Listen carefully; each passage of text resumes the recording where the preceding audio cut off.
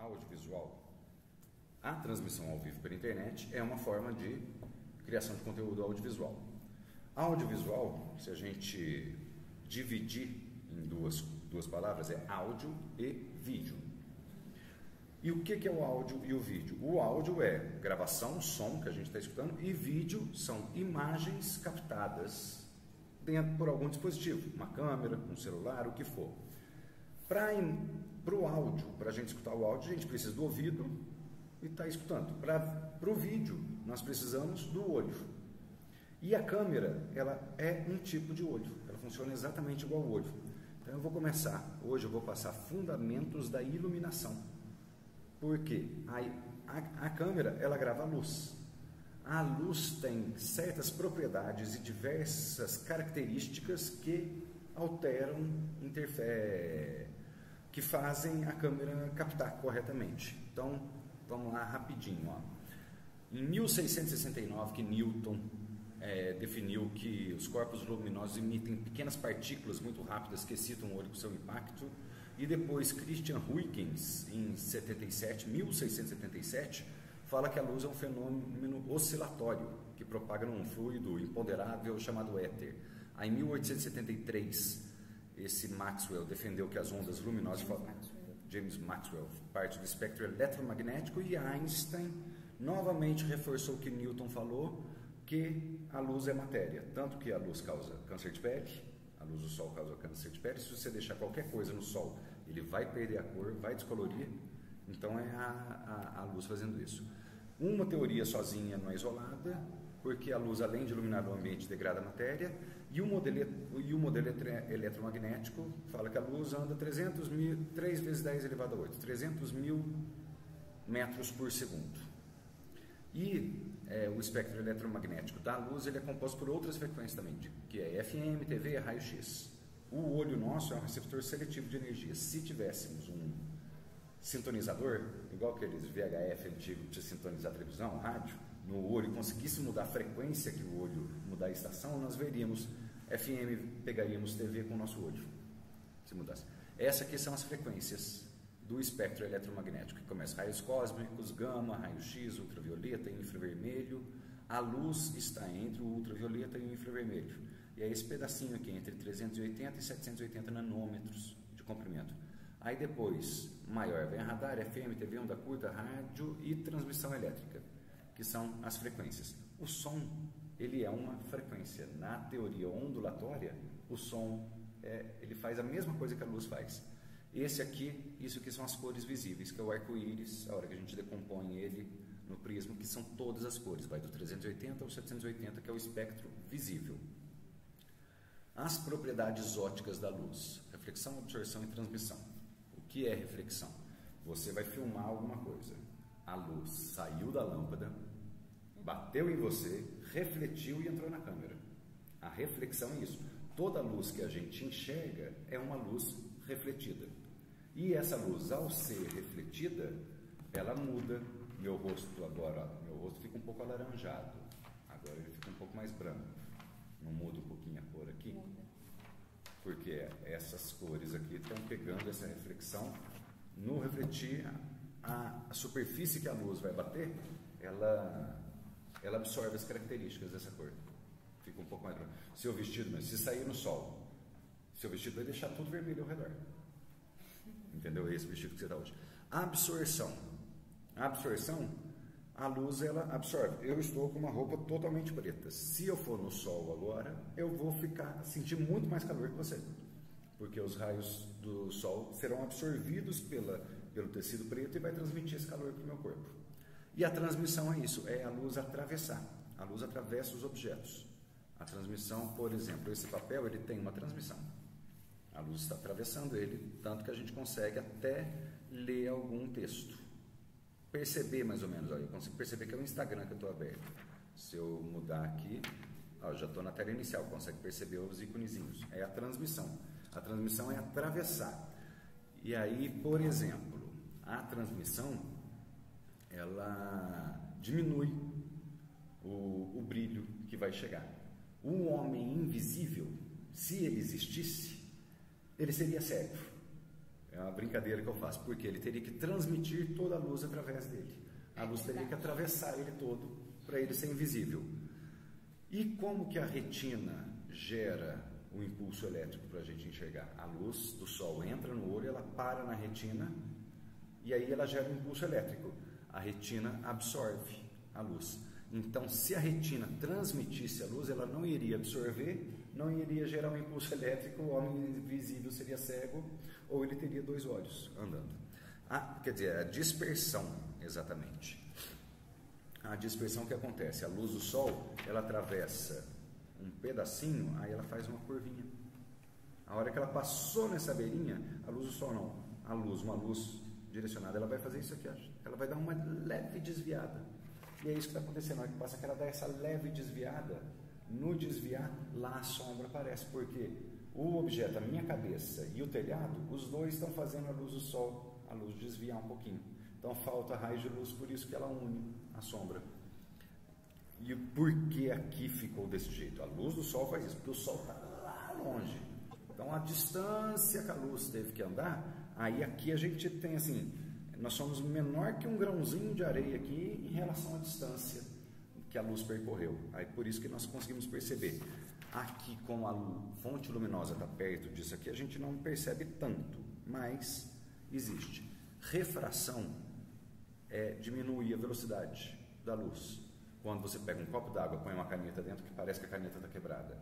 A caneta ela vai ficar torta. A caneta está assim, seu braço está reto. Se eu colocar dentro de um copo d'água, é como se meu braço fizesse isso aqui, ó. Ao invés de ficar reto, ele faz isso, ó. Isso é a refração, que é diminuir a velocidade, e difração é aumentar. E a polarização, a luz você consegue polarizar ela, que tudo, os raios estão andando nesse sentido, nesse sentido, nesse sentido. Eles estão andando em diversos ângulos. Os raios de luz não estão andando todos num sentido só. Raio de luz que anda em um único sentido é o laser, somente o laser. Os outros raios de luz, eles andam em diversos sentidos. A polarização, você vai ter lente polarizadora que você põe em frente à câmera, óculos polarizador, óculos de sol polarizador, ele enxerga só num plano, só num ângulo que está chegando o raio de luz. Ele não pega o raio de luz que está vindo nesse sentido, só o que está vindo nesse. Então você consegue, você está em cima de um lago, numa prancha, o sol está refletindo, te cegando. Se você colocar uma lente polarizadora, você não vai enxergar mais a luz do sol refletindo na água. Você vai continuar enxergando tudo, mas essa luz do sol nesse sentido não faz. E aí é coisa mais física. E aí tem as unidades de medidas de luz que foram definidas para codificar.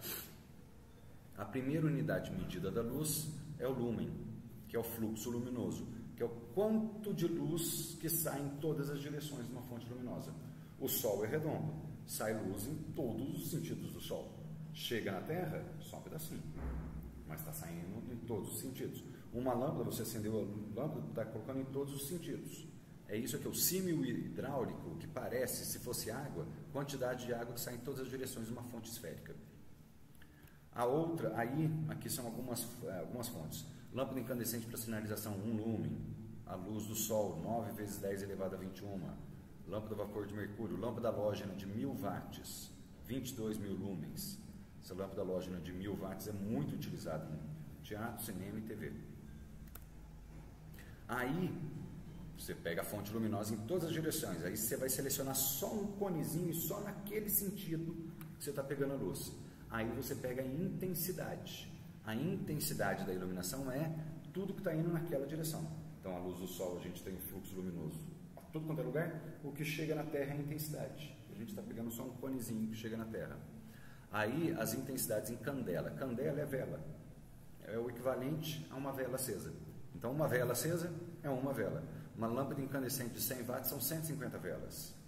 Farol de carro, 10.000. Flash, faro marítimo. Um flash, ele tem 1 milhão de candelas. Iluminância, que aí a gente pega o quê? Toda a luz que está indo num sentido, chegando nessa superfície, e aí a gente mede a quantidade de luz que está nessa superfície. Quantidade de água por unidade de superfície, quantidade de luz nessa unidade de superfície, que aí é o lux, ou foot candle. Com esse lux, As câmeras calculam o tanto de luz que vai entrar nela. Tem um equipamento que chama luxímetro e tem um outro equipamento que os fotógrafos e filmadores usam, que é o fotômetro, que ele nada mais é que um luxímetro, que mede isso aqui, e aí ele já faz uma continha lá dentro, e aí ele já fala para a câmera, ele já fala, ó, a câmera você vai ter que ajustar a entrada de luz dela aqui, que é o tanto de luz ideal que está chegando para filmar. Então, essa unidade medida, aí equivale tanto para luz quanto para vídeo, utiliza demais, que já é quanto de luz que tem nessa superfície. Eu vou filmar essa superfície, eu sei quanto de luz tem aqui, aí eu sei o ajuste que eu tenho que fazer na câmera. E aí, em lux também é o que todas as normas. Se você trabalha num posto de gasolina à noite e o posto é muito escuro, você pode meter o cara na justiça. Porque tem a norma 5413, que é quantidade de luz para cada lugar. Ó, sala de leitura sem iluminação natural, 500 lux, que é uma biblioteca, por exemplo. Uma biblioteca tem que ter no mínimo 500 lux. Se uma biblioteca tiver 100 lux, ela está fora da norma, está muito escura e ninguém consegue ler. Na sombra, no exterior, junto à janela, num dia claro, de 1000 a 3000. Luz natural do exterior, 20.000 a 80.000. Uma tela de TV, 25.000 lux. Tem uma tela de TV. Então, lua cheia, luz das estrelas, iluminação de emergência tem que ter um lux.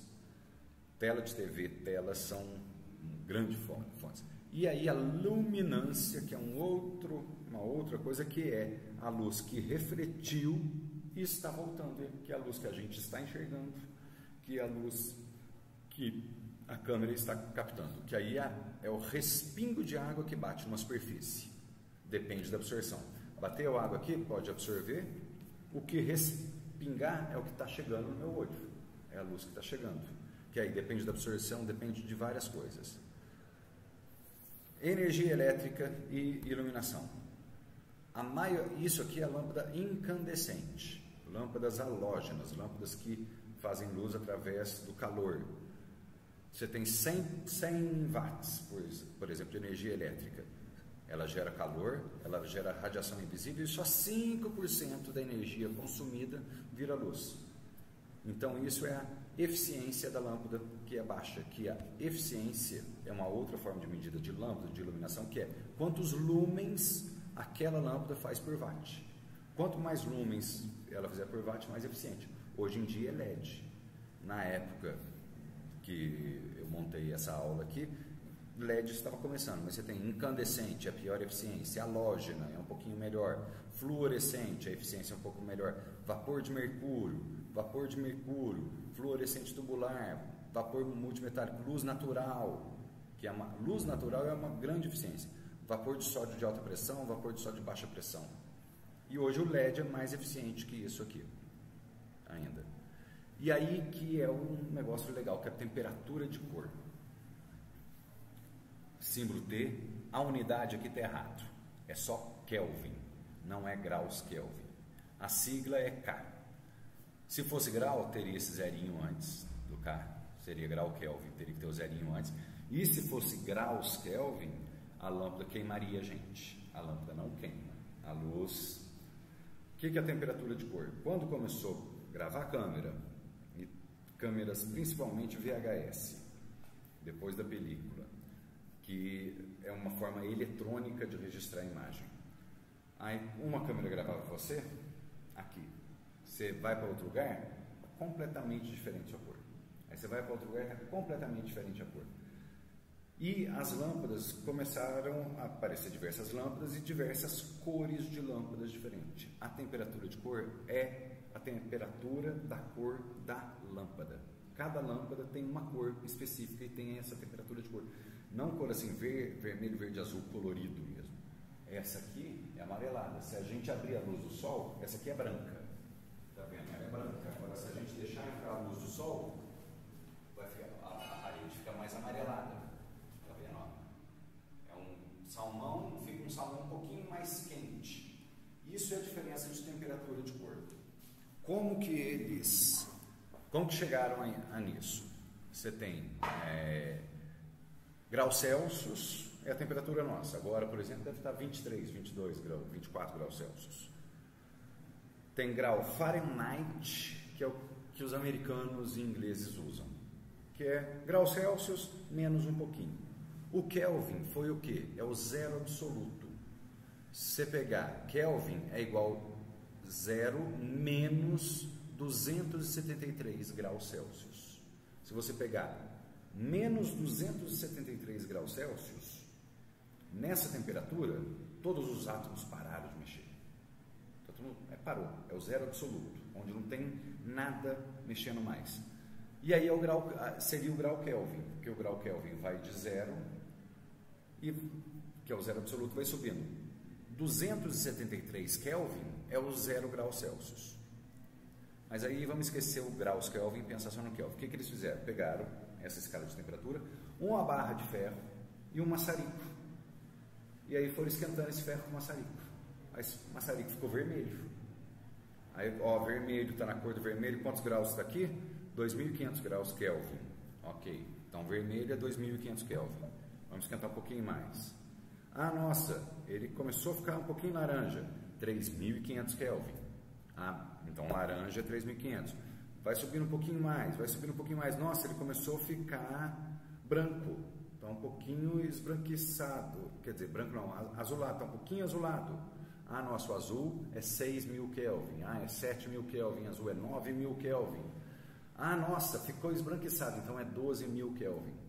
Aí, esquentando uma barra de ferro com maçarico, chegaram nessa equivalência e aí todas as câmeras enxergam isso. Aí você tem, a maioria das câmeras você vai ter opa, cadê a câmera?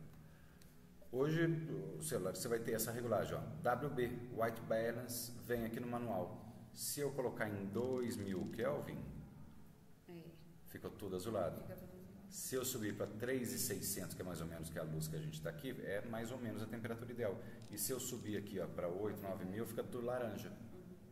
Então, o graus Kelvin, a temperatura de cor é isso, é quanto quente, quanto fria é a luz. E aí é interessante, para nós, seres humanos normais, a gente fala da impressão nossa, da impressão psicológica. Uma cor quente é o vermelho, uma cor fria é o azul. Porém, em temperatura de cor é exatamente o contrário.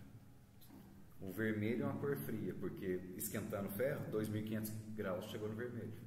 E o azul é uma cor quente, porque é 6.000 graus que chegaria. Então, se a gente pensar o quente e o frio, a gente tem que inverter. E na câmera, a hora que você faz isso, ele inverte de novo.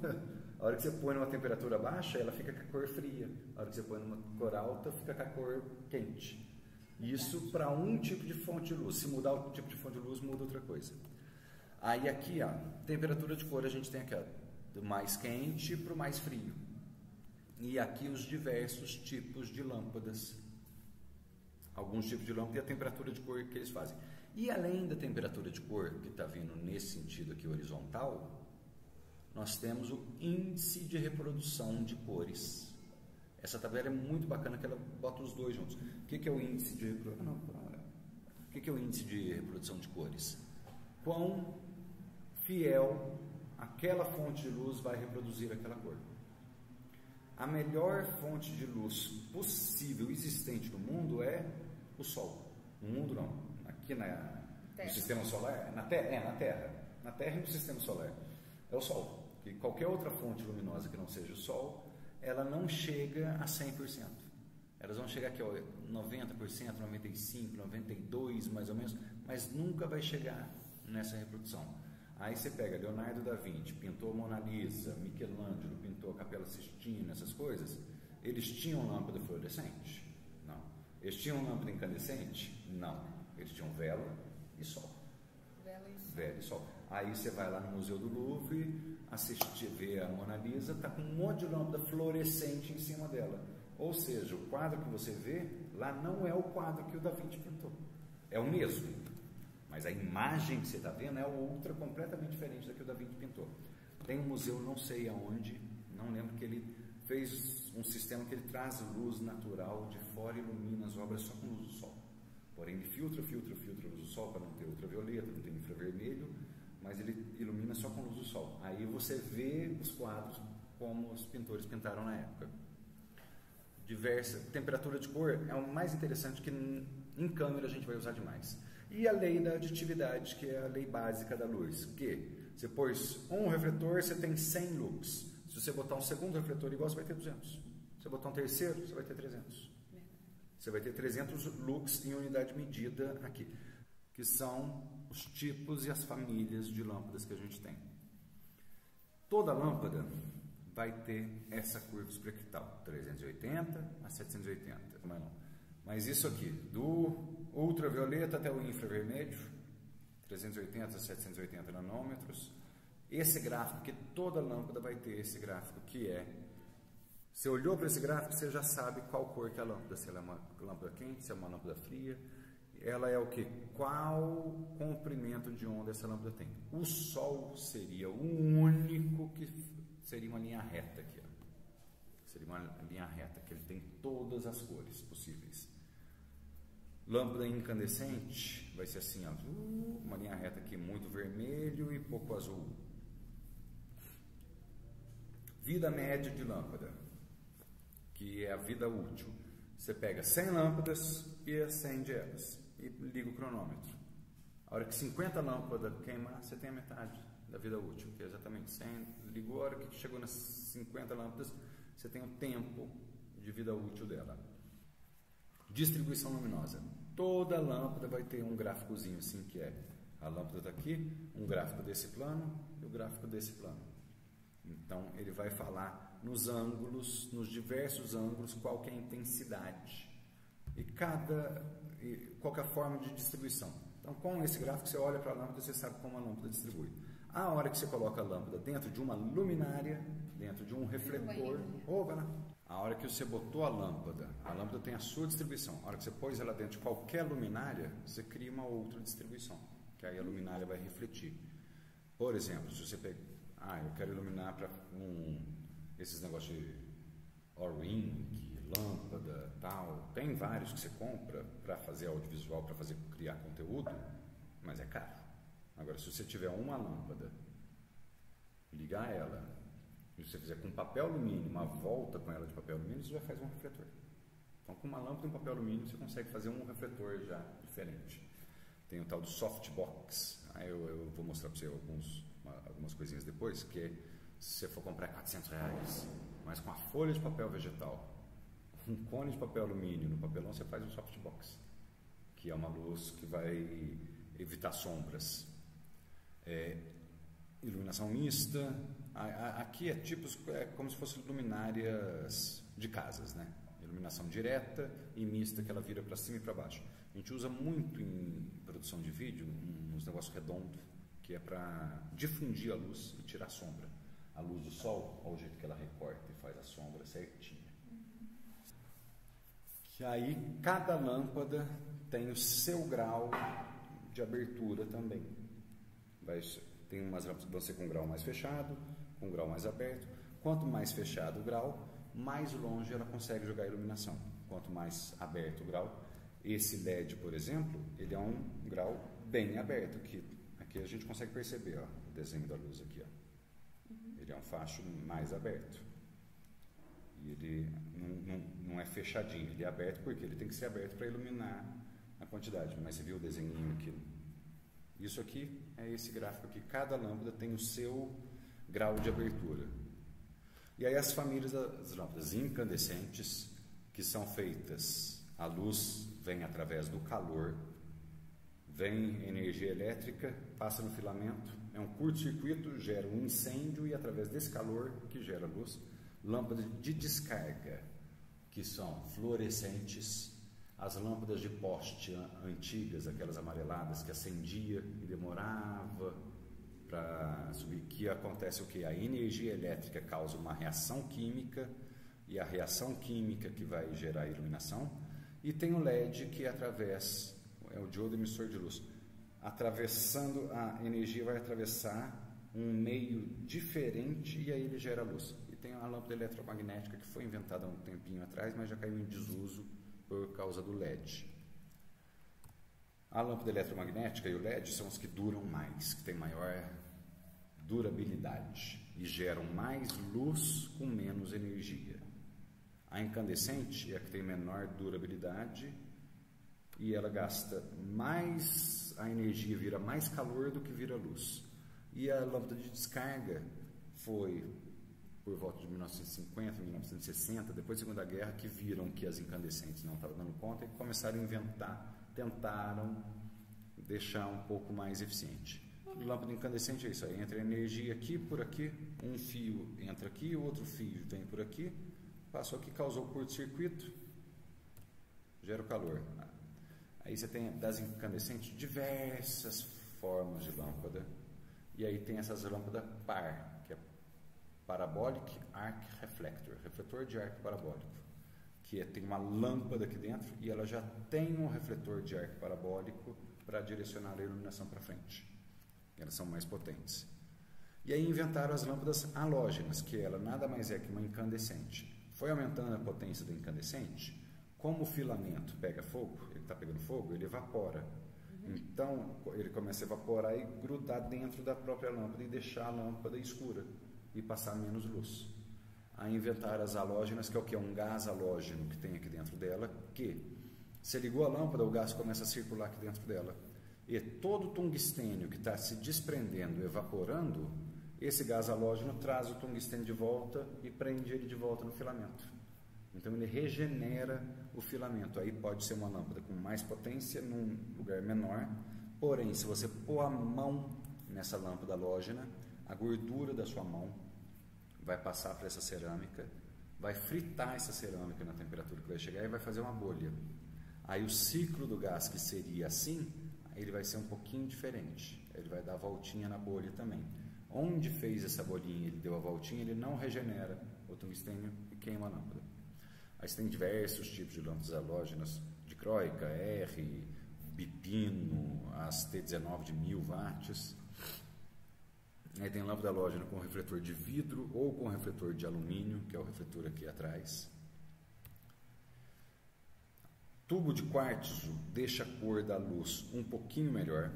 E aí vem as lâmpadas de descarga, que é energia de um lado, energia do outro, causa uma reação química, solta uma radiação ultravioleta, e aí a hora que atravessa o pó fluorescente, que a radiação ultravioleta vira fluorescente. Ou seja, essas lâmpadas, essa aqui acho que é tubo LED, para falar a verdade, essa aqui nem é fluorescente mais não, já é tubo LED, já é de LED. As fluorescentes, elas têm ultravioleta demais, então é um tipo de luz ruim para usar em certas coisas. Essas câmeras de bronzeamento, é tudo lâmpada fluorescente tubular que tem lá dentro. Luz negra, a luz negra que a gente tem em boate, essas coisas, é ultravioleta só. Tem um tipo de lâmpada de ultravioleta que ela é usada para aquário, para higienizar a água do aquário. Você põe a lâmpada, a água passa nesse ultravioleta, mata as bactérias e se você tirar essa lâmpada e olhar para essa lâmpada durante 10 segundos, você fica cego. Você não pode olhar para a lâmpada que limpa aquário, porque o ultravioleta dela é tão potente que ela vai arregaçar com a tua retina inteira. Não. E aí tem esses outros tipos de lâmpada que é de lâmpada de descarga. Baixa pressão é como funciona a fluorescente. Aqui alguns gráficos de cor da branca fria de luxo, branca morna de luxo, branca morna, que a branca fria vai ter mais azuis, a branca morna vai ter um pouquinho mais de vermelho. E você tem as lâmpadas de vapor de sódio de baixa pressão, que é uma lâmpada seguinte, ela tem baixa pressão, alta pressão. Essa de baixa pressão, o gráfico dela, ela não tem uma linha de várias cores, ela manda de uma única cor, um único comprimento de onda. Esse tipo de lâmpada é usado ao redor de observatório astronômico, que você põe ele ilumina o observatório astronômico, mas não atrapalha o telescópio. Aí você põe no telescópio um filtro que tira só essa cor dela e você consegue enxergar como se não tivesse nada. E as de alta pressão, vai ter eletrodo, tubo cerâmico dentro, vapor de mercúrio. As lâmpadas de descarga são desse jeito, ao invés de ter um gráfico contínuo, elas têm um pico, ó, tem um pouco dessa cor, um pouco dessa cor e um pouco dessa. ela não tem diversas cores. A vapor de sódio de baixa pressão, ela tem somente essa cor.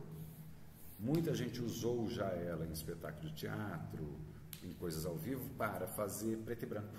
Se você ilumina o palco com uma lâmpada dessa, parece que é preto e branco. Parece, você tem a sensação que é preto e branco. Vapor de sódio, aí vapor metálico com tubo de quartzo, aí eles criaram um tubo de quartzo para ganhar um pouquinho mais de algumas outras cores, e aí depois fizeram um tubo cerâmico, que aí ele melhorou um pouquinho mais ter a reprodução de cor, e as lâmpadas sem eletrodos, que são os LEDs, e a lâmpada eletromagnética, que é um gerador de alta frequência, um bulbo de descarga. A lâmpada eletromagnética ela foi inventada para esses postes que tem do lado do anel rodoviário, grandes vãos de shopping center de 3, 4 andares de altura. Unidade de medida que é interessante saber por conhecimento o que é isso, que pode causar algumas coisas. Que é a impedância, corrente contínua e a fórmula básica para calcular eletrônica de mais aplicada à sonorização. Forma de ligação em série, que é um alto-falante ligando até outro. O que acontece se ligar os alto-falantes em série? Diminui a impedância. Ligação em paralelo também, mas isso é coisa mais de montagem de sistemas. Faz de conta que isso aqui é um cabo de energia. E aí eu tenho um cabo de áudio, P2, P10, qualquer cabo de áudio simples, RCA, correndo assim ao lado do cabo de energia. O cabo de energia tem aquela lei da física, que é o seguinte, tá vendo meus dedos aqui no cabo? Quando a energia está nesse sentido, ela cria um campo eletromagnético em volta, nesse sentido, e outro campo nesse sentido. Então, um cabo de áudio que está passando do lado, essa energia eletromagnética vai pular de um cabo para o outro. E aí no cabo do áudio vai entrar o que? O ruidinho, o hammer que a gente chama. Que é exatamente esse desenho. Você tem um cabo vermelho passando com sinal. Entrou o ruído nesse cabo, por interferência eletromagnética. O que vai acontecer na saída? Vai ter o sinal mais o ruído. Então não tem como tirar esse ruído. Entrou? Entrou. Que isso aí acontece nos cabos P2, no cabo P10, que é banana, no cabo RCA, todo cabo que é desbalanceado. Aí nós temos o cabo balanceado, que o que ele faz? Que é o cabo de microfone, que é aquele cabo que tem 3 plugs. Esses 3 plugs, se você ver no vídeo aqui do lado, tem o vermelho, o verde e o terra embaixo. Então é o terra, o vermelho e o verde. O que esse cabo faz? Quando você liga no microfone, um microfone bom, não muito xing-ling, os xing-lings demais da conta não farão isso, mas é a saída balanceada. Ele manda o sinal no cabo vermelho e no cabo de baixo ele manda o mesmo sinal, só que ele inverte, ele manda o sinal invertido. Aí o ruído está pulando de um fio para o outro, o ruído não sabe que o sinal está invertido no cabo, então ele entra nos 2 cabos do mesmo jeito. A hora que chega na mesa de som, na entrada XLR, só nessas entradas de 3 pinos, aquele pino redondo XLR, a hora que chega na mesa de som, ou nessa entrada que seja numa câmera, o que for, ele vai pegar o sinal invertido e desinverter. Então, o sinal que está ao contrário do microfone que está o sinal, ele vai ficar igualzinho. Então, um soma com o outro. E o ruído que entrou não sabendo que tinha um sinal invertido, o ruído vai ficar um ao contrário do outro. Então aí, lei da física básica, mais um com menos um ruído cancela o outro. Então o cabo XLR neutraliza. Você consegue andar grandes distâncias que ele tira o ruído. Por que isso é interessante? A gente sempre vai ter esse ruidinho. Entrou o ruído, que interferência eletromagnética tem em tudo quanto é lugar. Entrou o ruído no som, o ruído atrapalha o seu som. E um vídeo com som ruim é impossível de assistir. Incomoda demais. Se você tiver aqui, eu tiver um ruidinho do lado, meu microfone tiver com algum problema, ele é impossível da gente assistir. Então, um som é muito necessário para o vídeo, a gente ter um som bom. Como que a gente garante essa qualidade? Utilizando cabo balanceado e equipamentos que aceitem cabo balanceado. Aqui a forma que um microfone funciona. Um microfone ele é um transdutor de energia. Ele transforma energia sonora mecânica em ondas elétricas. E ele nada mais é que isso, que é um diafragma, ele vai correr dentro de um ímã, e esse ímã vai gerar uma microcorrente de energia, que essa corrente de energia é o que é o som, transformou a energia mecânica sonora em onda elétrica. E aí essa onda elétrica que vai ser trabalhada no equipamento de vídeo, no equipamento de áudio, na mesa de som, vai ser digitalizada. Aqui é um outro tipo de microfone, que é um microfone condensador. Voltando aqui, o microfone dinâmico, ele é só um movimento que gera o movimento do som na cápsula, que vai gerar a energia que vai sair com o cabo. O microfone condensador é um microfone mais sensível, ele consegue pegar ambiências, outras coisas. Ele funciona de uma forma diferente e ele precisa desse phantom power, que é 48 volts. O que é esse 48 volts, esse phantom power? A mesa de som, a câmera fotográfica, a câmera filmadora que tem entrada XLR, ela manda 48 volts. O som vem vindo do microfone para a mesa, mas a mesa manda para o microfone 48 volts para esse microfone poder funcionar. Esse phantom power, todos os microfones condensadores direcionais de voz precisam desse phantom power. Até gravadorzinho de pilha, que você coloca 4 pilhas, tem um botãozinho que vai ligar o phantom power. Esse phantom, você tem que tomar o enorme cuidado de nunca desligar o microfone do cabo quando o phantom power estiver ligado, que você pode queimar ou o microfone ou o canal da mesa. Então, toda vez que você for utilizar um microfone, ligar o phantom power, você conecta o microfone na mesa, depois aciona o phantom power. Vai desconectar? Desliga o phantom power, espera 10 segundos para a energia dissipar e aí você desconecta o cabo. Esse tipo de microfone é muito mais sensível. Se eu estou aqui na biblioteca do Centro Cultural Vila Fátima, em Belo Horizonte, tem um ventilador aqui do lado, uma pessoa falando em outra sala. Vocês não estão escutando porque eu estou utilizando o microfone do meu computador. Ele é uma forma de condensador, mas ele não é tão potente. Se eu colocar um microfone condensador aqui com uma placa de áudio e colocar bastante ganho nesse microfone, vocês vão escutar os passos das pessoas no corredor. Vocês vão escutar o cara capinando, varrendo lá fora. Então, o condensador ele consegue trazer coisas de muito longe para dentro do som. Aí é o ganho, o ajuste do ganho da entrada do sinal na mesa de som ou na câmera, que vai determinar qual ruído de fundo que você vai trazer para dentro da sua gravação. Esse aqui é um outro tipo de microfone de fita, que ele também tem uma grande sensibilidade, consegue pegar muita coisa ao redor, ele é mais sensível que o condensador e muito mais caro. Ele precisa de um outro tipo de transformador, só o Phantom Power não é suficiente para alimentar a energia que ele precisa. É um outro tipo de transformador. Microfone de fita vai ser de R$10.000 para cima. Microfone condensador de 800, 900, R$2.000 para cima. Um microfone bom dinâmico, microfone bom profissional, R$1.000. Menos de R$1.000 não existem microfones profissionais. Você vai ter microfones que funcionam bem, que respondem bem, mais barato, mas tem um nível. E assim, um microfone condensador da Neumann, por exemplo, que é utilizado em estúdios de dublagem, é R$25.000. Um microfone da Neumann. Mas ele pega a formiguinha andando no chão, se você quiser. Então, e ele tem um registro muito grande. Aqui são os tipos, aqui são a outra ponta dos transdutores de energia, que seria para reprodução do vídeo, que é o alto-falante.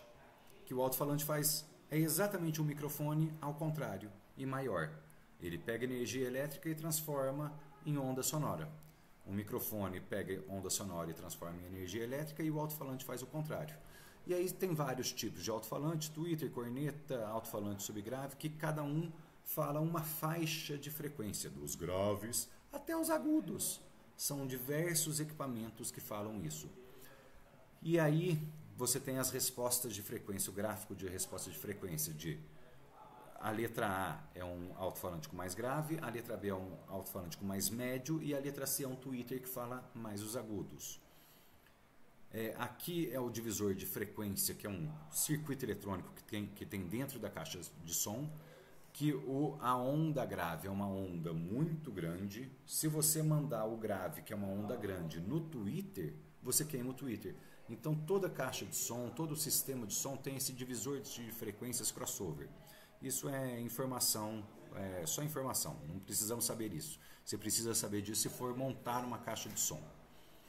Volume decibéis é a unidade de medida sonora usada para medir a intensidade do som, que é o volume ou altura, que é a relação entre os picos e as depressões de uma onda sonora. Quanto mais alta a onda, maior vai ser o volume.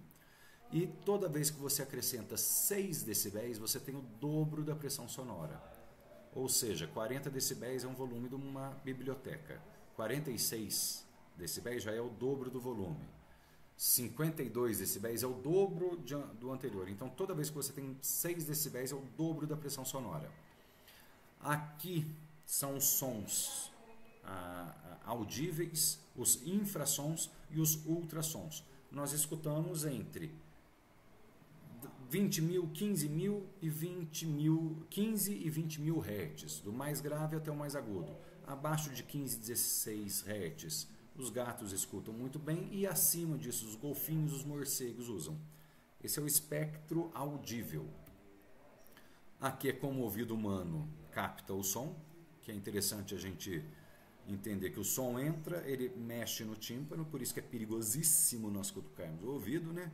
Ferir o tímpano. Aí tem 3 ossinhos que eles transferem essa vibração para a cóclea. Dentro da cóclea tem um líquido com as sardinhas que ficam nesse líquido. Conforme esse líquido vibra, essa sardinha é ligada numa célula nervosa que vira sensibilidade audível. Quando nós vamos numa boate, numa rave, ficamos em frente à caixa de som, escutando aquele som altíssimo, e no outro dia tá aquele pi no ouvido nosso, foram alguns desses cílios que chacoalharam tanto que eles caíram. E a célula nervosa, ela não entendeu que caiu ainda, ela fica gerando um ruído, esse apito. Ou seja, esse apito é parte da audição que nós perdemos numa balada. Mesma coisa olhar para o sol, nós perdemos um pouco da visão. Então, são coisas que prejudicam. E com o tempo, naturalmente, nós vamos perdendo audição e visão com o passar do tempo. Eu tenho 41 anos. Ontem tinha uma aluna presencial com 20 anos de idade. Eu enxergo já 28%, eu preciso de 28% mais quantidade de luz para enxergar a mesma coisa que ela. E para escutar é a mesma coisa. Aqui novamente a audição humana, que vai de 20 Hz a 20 mil Hz é a gama audível, os graves e agudos, para baixo são os infrassons e para cima são os ultrassons. Aqui é uma tabela com a quantidade, a intensidade, o volume em decibéis e as correlações, o que é uma sala silenciosa, onde está. Um show de rock, por exemplo, ele vai estar entre 100 e 120 decibéis. Acima de 120 decibéis, que é o que um avião a jato a 30 metros de distância produz, é o limiar da dor. Ou seja, é perigosíssimo, acima de 120 decibéis, você ter uma perda grave de audição em pouco tempo. Quanto maior o volume, menos tempo nós podemos ficar expostos a isso. E aí, o vídeo, no editar o vídeo, no sair o vídeo, a gente tem que pensar num nível de volume que o vídeo vai sair. Porém, quem vai reproduzir esse vídeo, aí é a capacidade dessa caixa de som, desse alto-falante chegar ao máximo. Mas nós temos que tomar cuidado, porque se coloca o volume muito alto e ficar batendo na casa desse vermelhinho, 110, 120, mais ou menos, vai clipar o som, vai estragar a nossa criação sonora, criação audiovisual. Aqui, alguns tipos de microfones, que os microfones eles têm as formas de captação. Aí eu vou passar, são videozinhos curtinhos, que o microfone está aqui no centro, e ele tem esse gráfico, e as bolinhas ao redor do gráfico é a intensidade que o microfone capta. aqui é para a gente saber mais ou menos como funciona. Um microfone omnidirecional, ele vai pegar volume de todos os lados. Opa, não deu play. O microfone, por exemplo, padrão polar omnidirecional, ele pega igual de todos os lados. Qualquer lugar que você coloque, qualquer pessoa ao redor dele, ele vai pegar a mesma coisa. Esse aqui é um outro tipo de microfone que é a figura 8. Ele faz assim, ele pega de um lado e de outro lado. Então, ele é muito utilizado em estúdios para duas pessoas dublarem ao mesmo tempo. Uma pessoa de um lado do microfone e outra pessoa de outro lado do microfone. Então, ele consegue pegar dos dois lados. E em frente ele pega bem. Quem estiver do lado, ele vai pegar pouco sinal. Então, o microfone, mais que entender onde ele está pegando o áudio, nós temos que entender onde ele não pega o áudio. Para quê? Para a gente conseguir, para a gente conseguir colocar esse lugar que o microfone não capta o áudio, onde tenha ruído no ambiente, onde tem barulho que eu não queira pegar, que eu não queira captar. Esse aqui é um microfone hipercardioide, ele pega muita coisa à frente da cápsula e um pouquinho aqui atrás da cápsula. Nesses outros cantos ele não pega quase nada.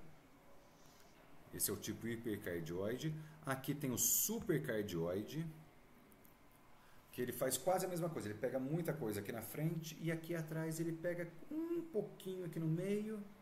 Então, esse supercardioide, ele já é mais recomendável quando você quer pegar a voz aqui, tem muito barulho aqui atrás, mas ele pega um pouquinho aqui atrás. E tem o cardioide, que é o tipo de microfone que ele pega todo o que está na frente dele. O que está atrás dele, ele não capta. Então, por exemplo, esse padrão polar cardioide, ele é muito bacana para fazer a voz de um baterista, por exemplo, que ele vai pegar a voz do cara e não vai pegar tanto o barulho da bateria. E um cardioide aberto, que ele tem deixa eu lembrar o gráfico dele, ele já é bem abertão, ele pega bastante coisa que tem embaixo e atrás dele. E um cardioide largo, que é mais difícil de achar aqui no Brasil, mas ele consegue pegar muito mais coisa. Ele é quase um omnidirecional. Então, a escolha do microfone é interessante para a gente saber qual tipo, e aqui novamente o omnidirecional, qual tipo de áudio que eu vou captar, qual tipo de ambiente que eu vou captar. Então, a gente, tendo microfones à disposição, você escolhe entre eles. Qual que é o melhor equipamento? É o que a gente tem. Então, se a gente conhecer bem o equipamento que a gente tem e souber trabalhar bem, eu tenho só um microfone omnidirecional. Ok, então eu sei que ele vai pegar barulho de tudo quanto é lado. Então eu vou achar o lugar que eu quero pegar só essa voz e menos aqui. Então a gente sabendo o equipamento que tem. Esse gráfico que apareceu aí agora, que é a curva de respostas de frequência. Todos os microfones têm esse gráfico. Microfones bons. Todas as caixas de som também têm esse gráfico.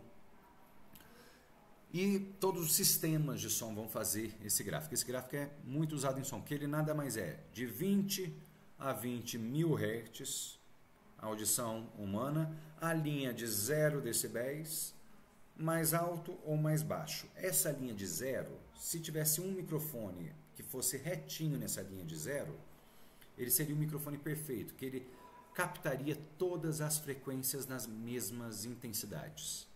Nesse caso do microfone SM58, veja como ele não pega muito bem os graves. Depois ele vai chegar nas médias frequências, ele vai em linha reta, e aí a hora que está chegando nos agudos ele dá um pico, cai um pouquinho, sobe no agudo, e o agudíssimo lá de cima ele não pega. Mas ele é um microfone muito bom, muita gente usa, ele é um ícone da indústria, um microfone dinâmico para falar perto. Todos esses gráficos a gente tem que entender e saber que existem para a gente entender o nosso equipamento. Até o mesmo equipamento, eu tenho um microfone X, vamos achar o gráfico desse microfone. Deixa eu procurar a curva de respostas de frequência. Se você bater no Google e o modelo do seu microfone, você vai achar até mesmo o microfone interno das câmeras vão ter essa curva de resposta de frequência. Vai estar uma informação um pouco escondida, mas é interessante. Esse microfone, por exemplo, se eu vou pegar uma pessoa que é voz muito grave, um bumbo de bateria, eu quero gravar alguma coisa muito grave, ele não vai ser recomendado para utilizar, para fazer isso, para fazer esse tipo de gravação. Aqui, por exemplo, um kit da Superlux, que ele tem 8 microfones, todos esses tipos. Aqui são as características deles. Aqui os modelos, o tipo, se ele é dinâmico, se ele é supercardioide, se ele é cardioide. E daqui a pouco tem os gráficos. Esse kit da Superlux, por exemplo, DRK, FH, F5H3, são 8 microfones que você consegue comprar por 3, 4 mil reais. Então ele sai um preço barato, em conta, e é um microfone bacana. Ele é um kit de bateria, mas ele tem 2 microfones condensadores que para voz é muito bacana, que é esse H8. E interessante a gente ver também que todo microfone tem a sensibilidade dele, mas ele vai ter esse aqui, uma informação que é o Max SPL DB. Tudo jóia? Que esse Max SPL DB é o máximo que o microfone consegue captar sem distorcer o som. Nesse caso, por exemplo, aqui, ó, esse FK2, ele consegue captar 147 decibéis no máximo. Uma caixa de bateria, um trem passando na frente, se você chegar muito perto do microfone, vai passar de 140 decibéis. Então, estourou no microfone, acabou, não tem o que fazer. O som já vai chegar clipado, que a gente chama, cheio de ruídos. Como que a gente faz isso? Afasta o microfone. Por quê? Na luz e no som, na passadinha que eu fizer na luz, vocês vão ver rapidamente o que é. Tem uma lei que é o inverso do quadrado da distância. Toda vez que você dobra a distância, você divide por 4 a intensidade sonora ou de iluminação. Então, se o microfone está muito perto, pegando um volume muito alto, você afasta ele um pouco, que ele vai pegar menos intensidade. Essa é uma das saídas que a gente pode fazer.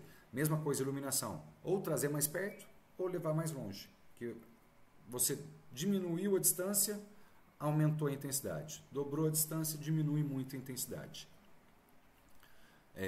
Vou passar para o outro gráfico desses aqui, que aqui é esse gráficozinho desse kit de microfones, ele tem, por exemplo, aqui em cima, a resposta de frequências de todos os modelos, ó, do FK2, do FT4, do FS6, do HO8 e do HI10. Ele tem todas as respostas de frequências e também o padrão polar, que é aqueles videozinhos que eu passei, que é o padrão polar qual lado que o microfone vai pegar melhor. Esse kit, por exemplo, esse microfone fininho aqui, ó, o HI10, que é esse microfone bem fininho aqui, ó, que o meu mouse está em cima. Ele é essa resposta de frequência aqui de baixo. Ele responde razoavelmente nos graves, mas ele tem um pico bacana no agudo. Ele é um microfone condensador desenvolvido para hi-hat de bateria, que é o bem agudo. Eu fui fazer uma série de audiovisual para gravar receitas culinária, as pessoas cozinhando. Eu levei esse kit de microfones meu, o HO8, que é esse grandão, eu pus fazendo um LR para pegar a voz das pessoas, e esse HI10, ele é muito bom para captar agudos, eu coloquei na beirinha do fogão, a hora que a cozinheira joga o alho e a cebola na refoga, faz aquele então, vai lá, Kemily. O que define se o microfone é condensador ou não? Achei aqui. Só terminar de completar o raciocínio. O HI10 na refoga, ele pegava o chiadinho, então dá até água na boca você escutar o chiadinho e ver que a mulher está cozinhando. Um microfone condensador, ele não é um microfone dinâmico. Microfone dinâmico não tem nenhum circuito ali dentro além do diafragma e o ímã. O diafragma correu dentro do ímã, gerou energia elétrica. O microfone condensador, ele dá para usar vários microfones ao mesmo tempo, vários. O microfone condensador, ele precisa do 48 volts do Phantom Power e ele tem uma fita mais ou menos e um circuito aqui. Aí a distância que essa fita vai correr desse circuito, ele não está correndo dentro. Ele precisa, o microfone condensador, ele precisa de menos volume para transformar energia sonora em energia elétrica, com menos intensidade. Ele é mais sensível, o condensador. Usar mais de um microfone ao mesmo tempo, perfeitamente. Você pode usar diversos. Porém, se você posicionar errado os dois microfones, no caso eu com esse HO8 que eu fiz na série de refeição, de comida, né, cozinha mineira.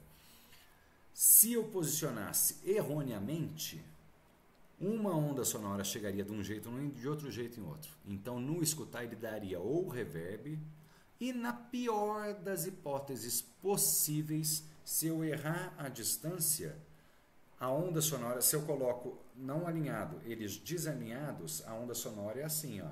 Ela vem subindo e descendo. Eu estaria pegando nesse microfone a onda sonora embaixo e nesse microfone a onda sonora em cima. A hora que você somar os dois microfones, um cancela o outro. A pior das hipóteses, você posicionar errado dois microfones, é um microfone cancelar a frequência do outro. E isso pode acontecer. Primeira coisa, se vai usar dois microfones condensadores ou dinâmicos, o que for, a primeira coisa a pensar é a seguinte. Deixa eu virar de lado aqui. Faz de conta que a minha mão é o microfone. Eu estou com o microfone aqui. Eu tenho que colocar o outro microfone exatamente alinhado.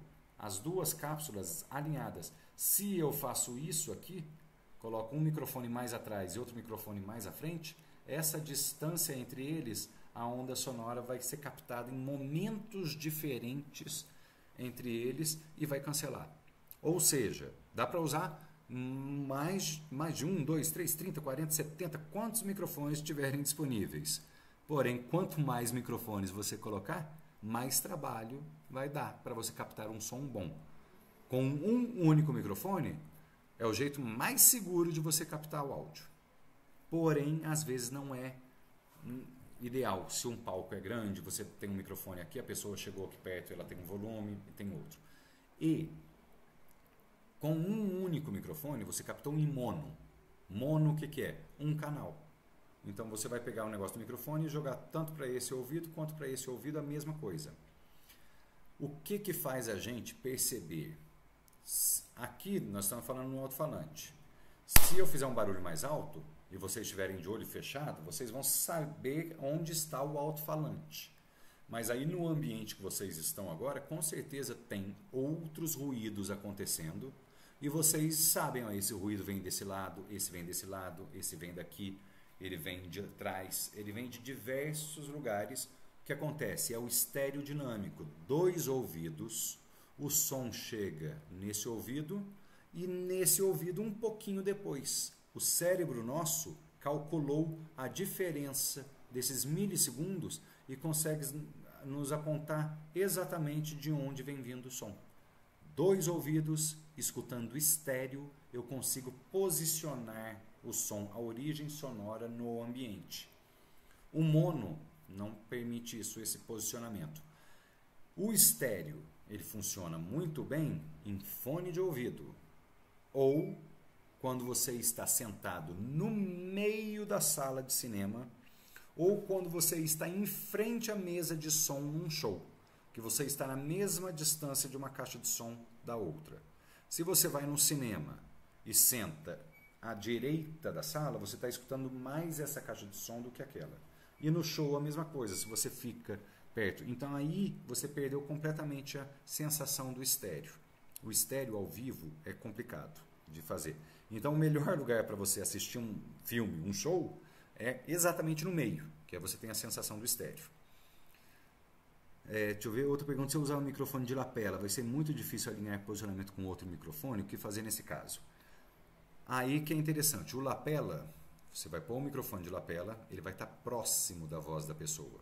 A lapela pode ser aqui, pode ser o headset, pode ser aqui em cima também, ele está próximo. Então a potência sonora aqui é muito maior do que eu colocar um microfone a 1 metro de distância.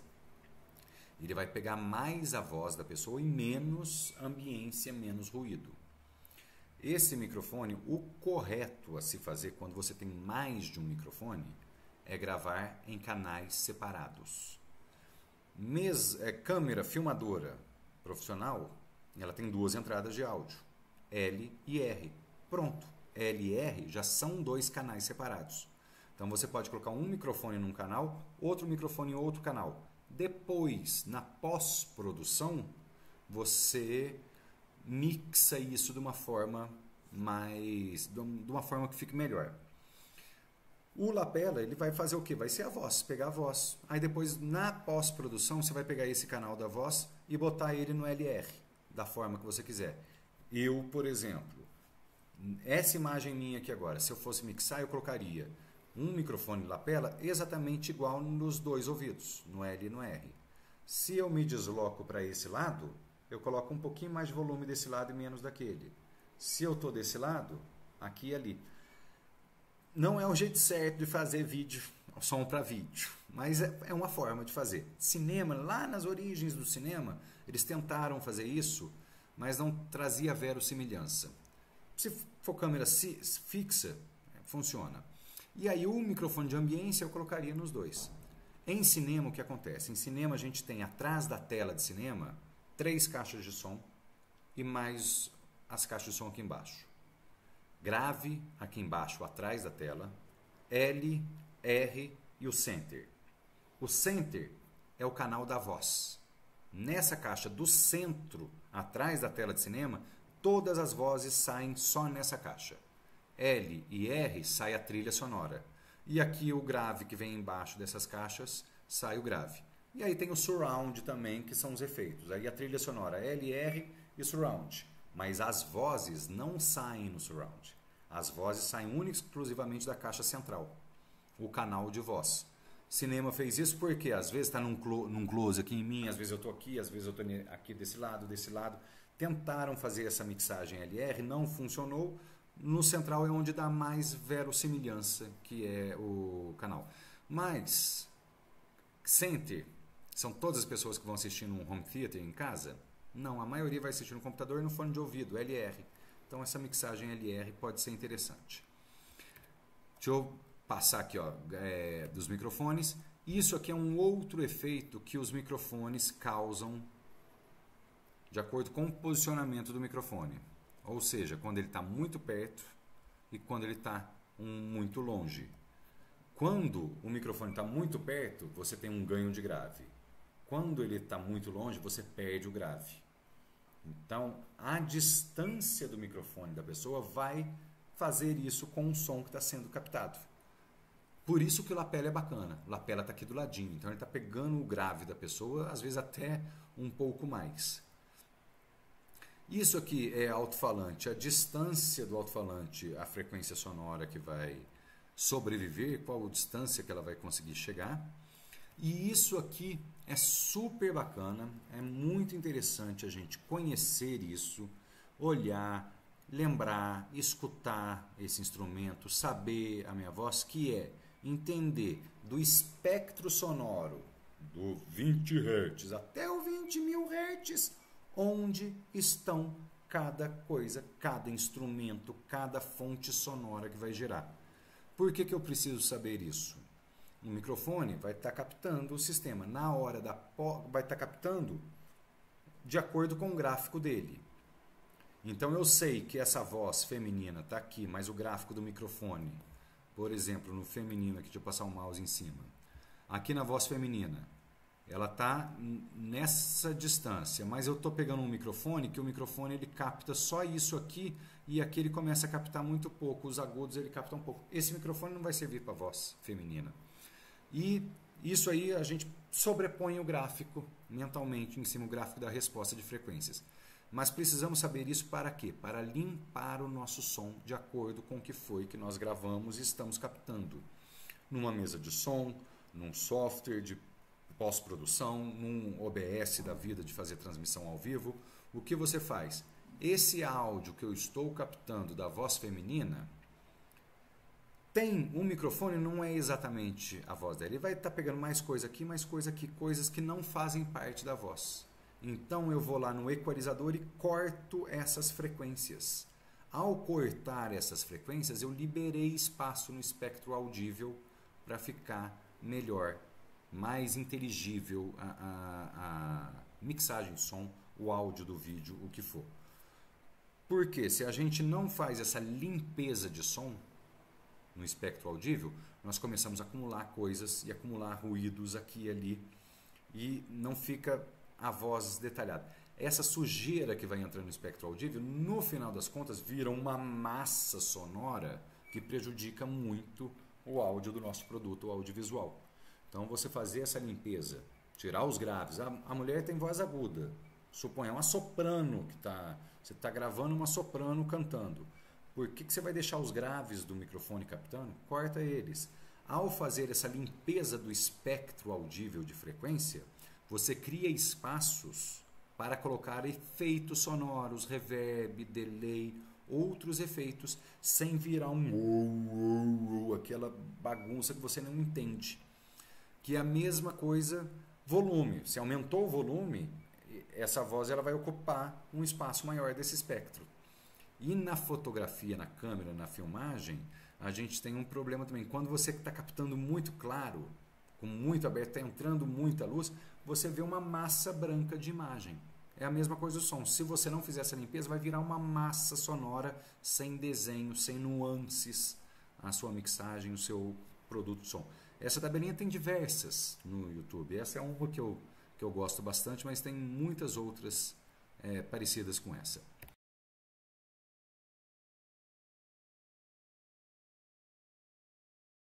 Bom dia, estamos aqui no terceiro dia da oficina de Introdução ao Audiovisual e Transmissão ao Vivo pela Internet no Centro Cultural Dona Fátima.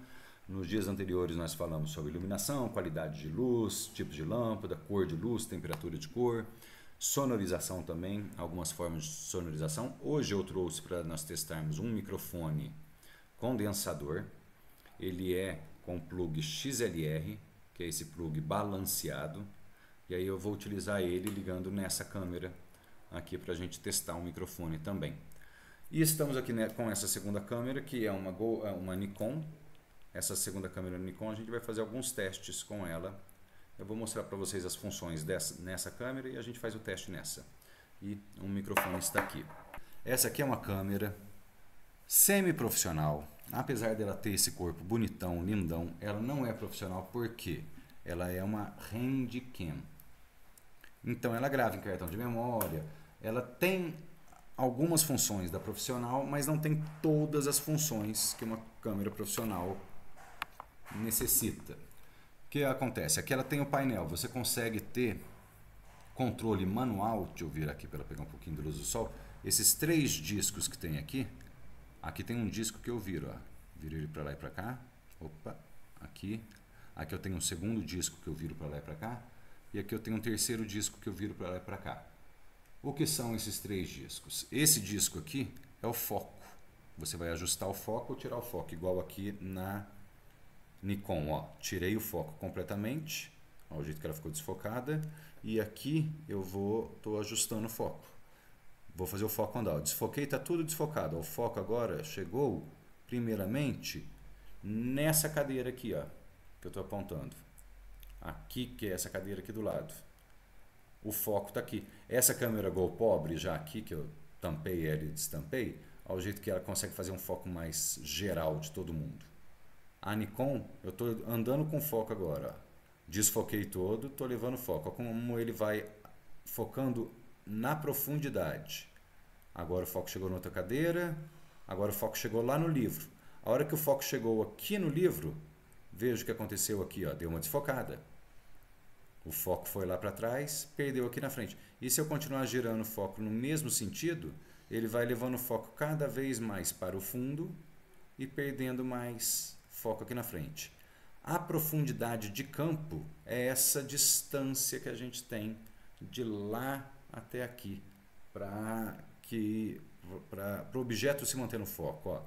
Aqui está na mesa bonitinho e levei o foco para outro lugar. O foco a gente pode usar muitas coisas para fazer muitas composições bonitas, com desfoque no fundo, desfoque na frente, ou se não sair de tudo desfocado e vir começando o foco também. Isso aqui é uma transição, vira até uma transição. Então dessa outra, da câmera que na Sony seria aqui o foco, e na Nikon, opa, aqui peguei a luz do sol, vou virar a Nikon de outro lado para pegar menos luz do sol nela. Tá vendo luz do sol? Tirei da luz do sol a Nikon. Essa aqui é a Nikon. Aqui eu tenho na lente dela A e M. Quando eu ponho no A, está no automático. Quando eu ponho no M, está no manual. Ou no automático, a câmera vai definir o foco sozinho. Ela tem uma luzinha aqui na frente, ela dá um tirinho com essa luzinha, recebe a resposta e calcula a distância e acha o foco, um foco mais geral. Para fazer esse foco mais detalhado que a gente fez, por exemplo aqui, ó, vou colocar o foco está nesse tripé aqui agora, e lá no fundo está todo desfocado. Aí eu tenho que fazer o quê? Olhando aqui na GoPro, na Nikon, vou até tampar ela aqui, ó, olhando aqui na imagem que está aparecendo aqui em cima, a lente aqui, essa giradinha da lente, aí eu estou girando ela, vou girando ela, opa, a câmera desligou, voltou. Eu vou girando ela, conforme eu vou girando para lá e para cá, é o ajuste do foco. Só que essa aqui, ó, tanto que eu giro um pouquinho só, ó. Meu dedo foi para lá e voltou, é a minha distância focal inteira. Essa outra câmera aqui, isso aqui já é praticamente infinito. Praticamente não, é infinito. Mas eu consigo, para mim mudar o foco dela inteira, eu vou ter que andar ela daqui de cima, dá pelo menos uma volta, 2 voltas. Então ela consegue ter, assim, é mais fino o ajuste desse foco. Então aqui, ó, novamente, vou colocar bem próximo. Quanto mais próximo eu coloco do objeto, coloquei bem próximo aqui do tripé. Vou ajustar o foco nele. Ajustei o foco nele. Olha o tanto que desfocou o fundo lá atrás. O fundo está completamente desfocado. Então, quanto menor a distância que essa câmera está desse objeto que está sendo focado aqui, ó, curtinha, e a distância que ela está daqui lá no fundo. Então, para a gente causar esse efeito desfoque no fundo, a gente tem que ter um objeto muito perto e o outro, quanto mais longe, mais desfocado ele vai estar.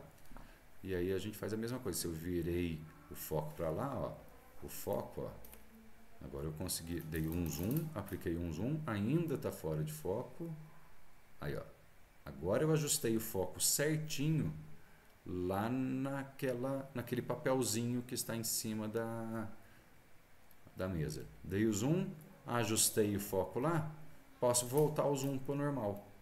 Voltei o zoom para o normal, o foco continua lá. O foco continua naquele papel lá. E vê aqui como está bem desfocado aqui. Já que eu falei de zoom, aqui vamos para a segunda câmera. Olhando para a câmera aqui de cima, aqui é o foco. E aqui é o zoom, que o zoom é exatamente isso. É um jogo de lentes aqui dentro que vai fazer a imagem, vai trazer a imagem mais para perto. Que é exatamente isso que eu estou fazendo na Nikon aqui agora. Dei o zoom e tirei o zoom. Essa câmera Nikon, vou mostrar aqui em cima dela, a quantidade de zoom que a câmera consegue ir para, que a câmera consegue, a gente fala em milímetros, que é a lente que faz esse zoom. No caso aqui, eu estou no 18 milímetros. Essa aqui é uma lente 18-55, ajustei no 18 milímetros, a imagem como está toda aberta. Aí vou fechando, ó, 24 milímetros, quer dizer, 35 milímetros agora, 45 milímetros, 55 milímetros. Então, quanto menor a milimetragem da lente, mais aberto vai ser. E quanto maior o zoom. Então, uma câmera com 200 milímetros, 150 milímetros, ela vai ter um poder de zoom muito grande. E o zoom, ele é um grande aliado do foco. Por quê? Eu escolho aqui, eu vou fazer uma filmagem de alguém sentado nessa cadeira. O foco tem que estar ali, correto? Para mim ajustar o foco na cadeira, o que eu vou fazer? Eu vou dar um zoom, aí eu ajusto o foco no zoom, ó. Opa, o foco está onde está na cadeira? Aí, ó, o foco está na cadeira ali agora, está mais ou menos na cadeira. Ó. Aqui começa a ter foco na cadeira e aqui eu perco já. Então, no meio dessa voltinha aqui, No meio dessa voltinha, ajustei ali, ó.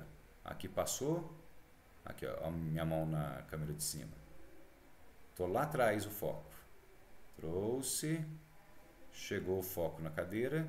Aqui, ó, eu já perdi o foco. Então eu volto um pouquinho, achei o foco tá na cadeira. Aí depois que eu dei o zoom, achei o foco, aí você vai fazer o enquadramento certo para filmar. Então o foco está exatamente ali na cadeira. O zoom é um grande aliado para você achar o foco, que o zoom você aproxima, vê com mais detalhe, e essa câmera, inclusive a Nikon aqui, ela tem uma outra função aqui atrás, que é o zoom digital, que eu posso fazer isso, ó. Cheguei lá, venho aqui no zoom digital, ó, dou mais um zoom ainda, só que aí é digitalmente esse zoom. Tô dando mais um zoom ainda, para você ter certeza, ó. Com o zoom digital eu vi que o meu foco não estava cravado, não.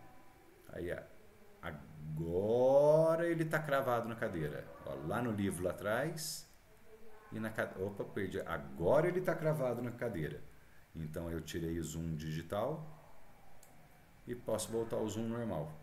Eu usei duas formas de zoom para chegar mais próximo e conseguir enxergar no detalhe aquilo.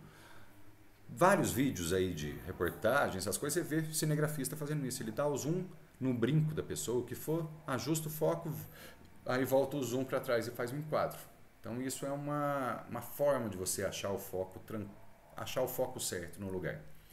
E aí eu chegando lá, eu vou até entrar lá para você perceber. Vou dar um zoom grande para você ver se você enxerga os detalhes, meu óculos, o que for.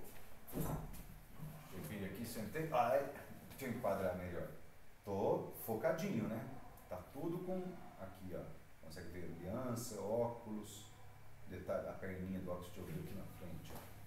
Aí, vejamos, meu óculos, aqui ele tá no foco. E agora? Saiu do foco, correto? Meu óculos embaçou. Aí, aqui ele voltou no foco novamente, não é? Aqui mais ou menos ele está no foco. E se eu vier para trás, vai acontecer a mesma coisa.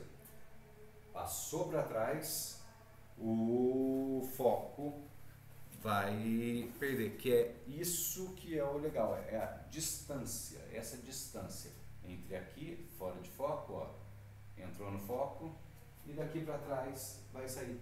Que isso é a distância, a profundidade de campo, que nós falamos ontem, que é a distância do foco. Quanto mais luz, vou mudar a câmera aqui, a Nikon, para essa outra função aqui, ó, informação, colocar na abertura. Quanto mais luz, que é isso aqui, ó, fechei o diafragma da câmera, ele está todo fechado. Quanto mais luz entra, mais luz no lugar, mais você pode fechar o diafragma. Tem muita luz no espaço, você fecha o diafragma. Fechou o diafragma, a profundidade de campo é maior. Vamos ver aqui, ó. Fechei todo o diafragma. Ó como ficou mais escuro. Essa imagem aqui agora, eu fechei todo o diafragma, ficou bem mais escuro. Ela já não é suficiente para ter uma imagem de qualidade, mas para fazer o teste aqui eu acho que vai ser interessante. Trouxe o zoom todo para trás, aproximei o zoom, ó. Aí vamos tentar ver minha mão aqui. Para aumentar um pouco a luz, eu vou colocar uma lanterna na minha mão. Vamos ver, ó. Aí, ó. Aqui, ó, está no foco ainda, saiu do foco. Entrou no foco, ó. Aqui já está no foco. E ó, quanto que eu vou andar para trás e permaneço no foco ainda está no foco. E aqui para trás disso ainda também vai estar no foco. O que eu fiz com o diafragma todo fechado, opa, essa cadeira está atrapalhando aqui. Com o diafragma todo fechado, a gente fechou o diafragma o máximo possível, a íris, né? A profundidade de campo aumentou. A gente tem um espaço maior para conseguir andar. Aí a hora que eu abro toda a íris novamente, abri toda a íris novamente, vamos lá ver, ó, voltou a ter claridade, voltou a ter claridade, porém, vamos ver o foco. Eu comecei aquela hora com a minha mão aqui, ó. Aqui minha mão já estava no foco na outra. Aqui não está ainda, ó. Ainda não está no foco, ainda não está no foco. Está começando a entrar no foco, aqui está no foco. Ou seja, essa profundidade dessa poltrona aqui é a minha profundidade de campo máxima. Eu tenho o quê? Um passo pequeno para frente e um passo pequeno para trás, que a gente continua no foco. Se eu tivesse uma quantidade maior de luz aqui dentro, a hora que eu fechasse completamente o diafragma, a hora que eu fizesse isso, fechasse completamente o diafragma, fechei completamente a íris, o diafragma, se eu tivesse mais luz, essa imagem estaria bem mais clara. Por isso, ó, minha mão aqui, ó, aqui ela já está no foco. Ó. Se eu colocar a mão nessa distância com o outro diafragma, com o diafragma todo aberto, já foi a profundidade de campo embora. E essa é a eterna briga entre o iluminador de espetáculo e o cara que vai gravar o vídeo do espetáculo. Porque o iluminador está fazendo espetáculo para os olhos. Aqui essa sala para os meus olhos, a GoPobre aqui, ó, ela tem um ajuste. Ela fica no automático, essa aqui não tem tanto ajuste manual não. Mas tá vendo? Tá claro, tá um lugar claro. A cadeira ali tá clara, mas olha nessa imagem de baixo da Nikon, como ela tá bem escura. Fechei o diafragma, com o diafragma bem fechado, eu tenho a profundidade de campo maior. Então fica mais fácil de gravar com o diafragma bem fechado. Que a pessoa pode ir para trás, pode vir para frente, chegar mais próximo da câmera, afastar da câmera, sem perder o foco, sem ficar embaçada. A GoPobre, ela distorce, né? Na hora que chega perto, ela dá aquela distorcida, que isso é outro efeito da lente. Quanto menor a milimetragem da lente, maior vai ser a distorção que ela faz. Quanto maior a milimetragem, menor é a distorção. Mas esses efeitos podem ser utilizados para muitas coisas também, para outras coisas.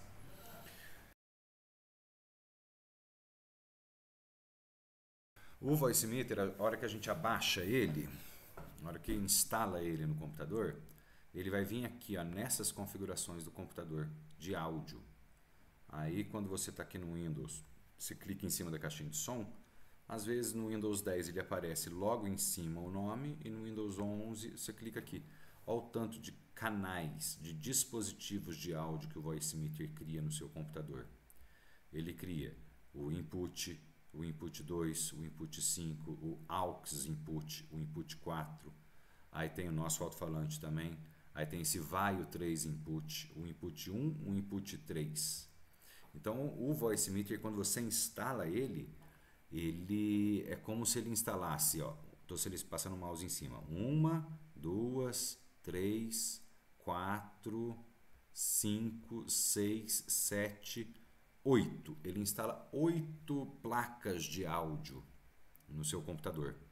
Então isso pode assustar muito, que quando você instala ele, se você não configurar o Voice Meter certo, não souber a entrada e a saída que está acontecendo, pode dar um problema grande. Você vai ficar sem áudio. O problema grande vai ser, você vai ficar sem áudio. Por um lado, o Voice Meter é muito bom, que ele é uma didática forçada. Você só vai conseguir escutar som no seu computador depois que você conseguir usar o Voice Meter. Então ele é uma didática forçada, mas vamos lá. O Voice Meter ele vai fazer o quê? Ele vai criar esse monte de interfaces de áudio no seu computador, tanto de entrada quanto de saída. E essas interfaces, aqui nele ele vai ter essas interfaces aqui também. Então vamos lá, aqui é um canal de entrada 1, onde eu estou passando o mouse.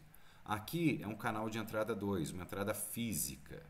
Aqui é o canal de entrada 3 também, uma entrada física. Isso aqui é o que? Esses 3. Se você ver que está mudando aqui em cima muda a hora que eu passo o mouse. É o primeira entrada, primeiro input de hardware. Segundo input de hardware, terceiro input de hardware. Então é isso, é uma entrada física, uma entrada de hardware nisso aqui. Aqui, qual hardware que eu tenho nesse computador conectado agora? Somente o meu grupo de microfone, que é o meu microfone interno dele. Agora, se eu colocar uma segunda placa de áudio, uma segunda câmera, eu consigo, ele vai aparecer aqui, eu consigo pegar. Aqui eu posso selecionar, colocar um outro dispositivo de áudio. Então, eu tenho aqui, ó, microfone. Eu tirei ele daqui e coloquei aqui. Vou remover ele. Aqui a gente tem os Virtual Inputs. First Multi-Channel Virtual Input. Second Multi-Channel Virtual Input. São duas entradas virtuais. Aqui está escrito assim, ó, Voice Meter Input. E aqui está escrito Voice Meter AUX. E tem mais alguma coisinha. A gente já viu isso em algum lugar. Aí eu venho aqui, ó, no áudio do Windows.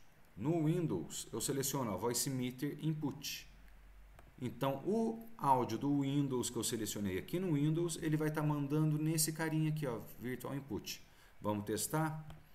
Pegar o James Brown e vamos dar play no James Brown. Dei play no James Brown, pronto, ó, ele começou a modular aqui, ó. Ele está modulando nesse canal. Ah, se eu vim aqui no Windows e selecionar Voice Meter Input. Se eu vim aqui, ó, Voice Meter AUX, aqui tem um Voice Meter AUX. Aqui tem outro Voice Meter AUX igual. Clique nele. Ó, o que aconteceu?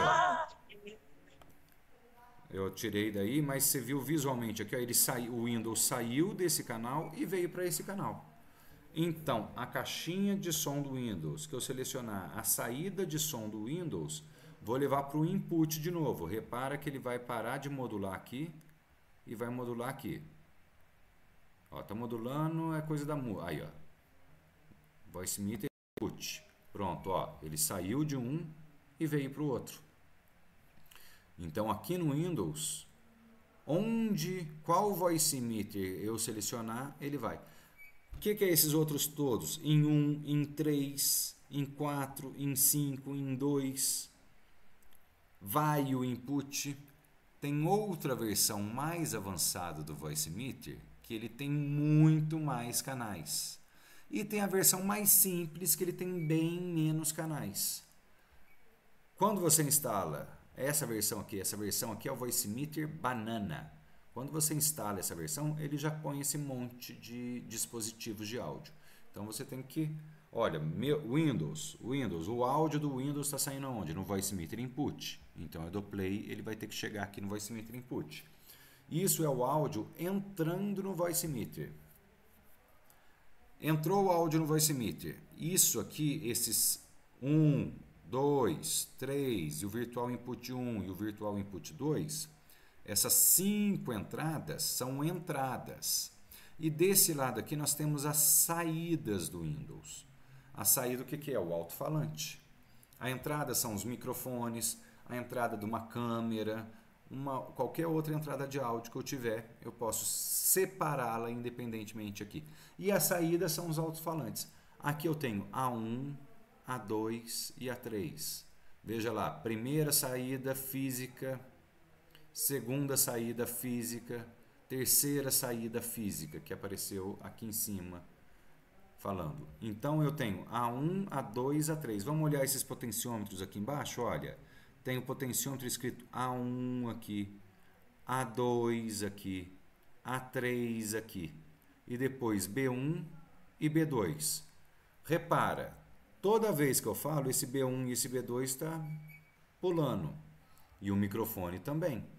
Aqui a modulação do meu microfone entrando. O meu canal de microfone, tá vendo que eu tenho A1, A2, A3 de saída e mais B1, B2? Ao lado aqui do meu canal de microfone eu tenho A1, A2, A3, B1 e B2. Ou seja, eu vou pegar esse microfone e parar de enviar ele no B1 e no B2. Vocês vão ver que vai ficar sem som.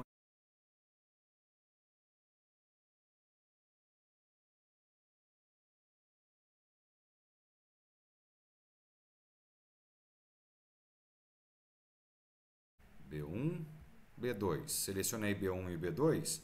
Então, ao selecionar o B1 e o B2, o áudio que está modulando aqui, ele vem para esse lado aqui, ó. B1 e B2.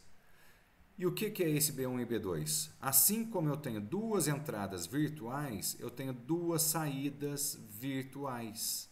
Tanto B1 quanto B2 são as saídas virtuais. A saída do Voicemeeter vira o microfone do Google Meet. Vou vir aqui no Google Meet, ó, o meu microfone do Google Meet tá aqui, ó. Meu microfone é, deixa eu selecionar aqui. Deixa eu clicar aqui para aparecer o tanto de microfone que o Voicemeeter instalou no meu computador. Voicemeet Out B1. Voicemeet Out B2. Tem aqui também. Aí vai ter o B3, o A1, o A5. Tem todas as saídas que o Voicemeeter tem. Vai aparecer aqui. Então eu selecionei o meu microfone no Google Meet. É o B1 do Voicemeeter. Então eu venho aqui no Voicemeeter. Aqui, essa saída é o microfone aí. Eu vou aumentar o volume aqui para você ver. Ó. Aumentou, ficou mais alta a minha voz aí. Vou abaixar um pouquinho aqui, ó. Ficou mais baixa a minha voz. Voltei ao normal. O B2 que eu estou selecionado aqui, eu nem preciso selecionar.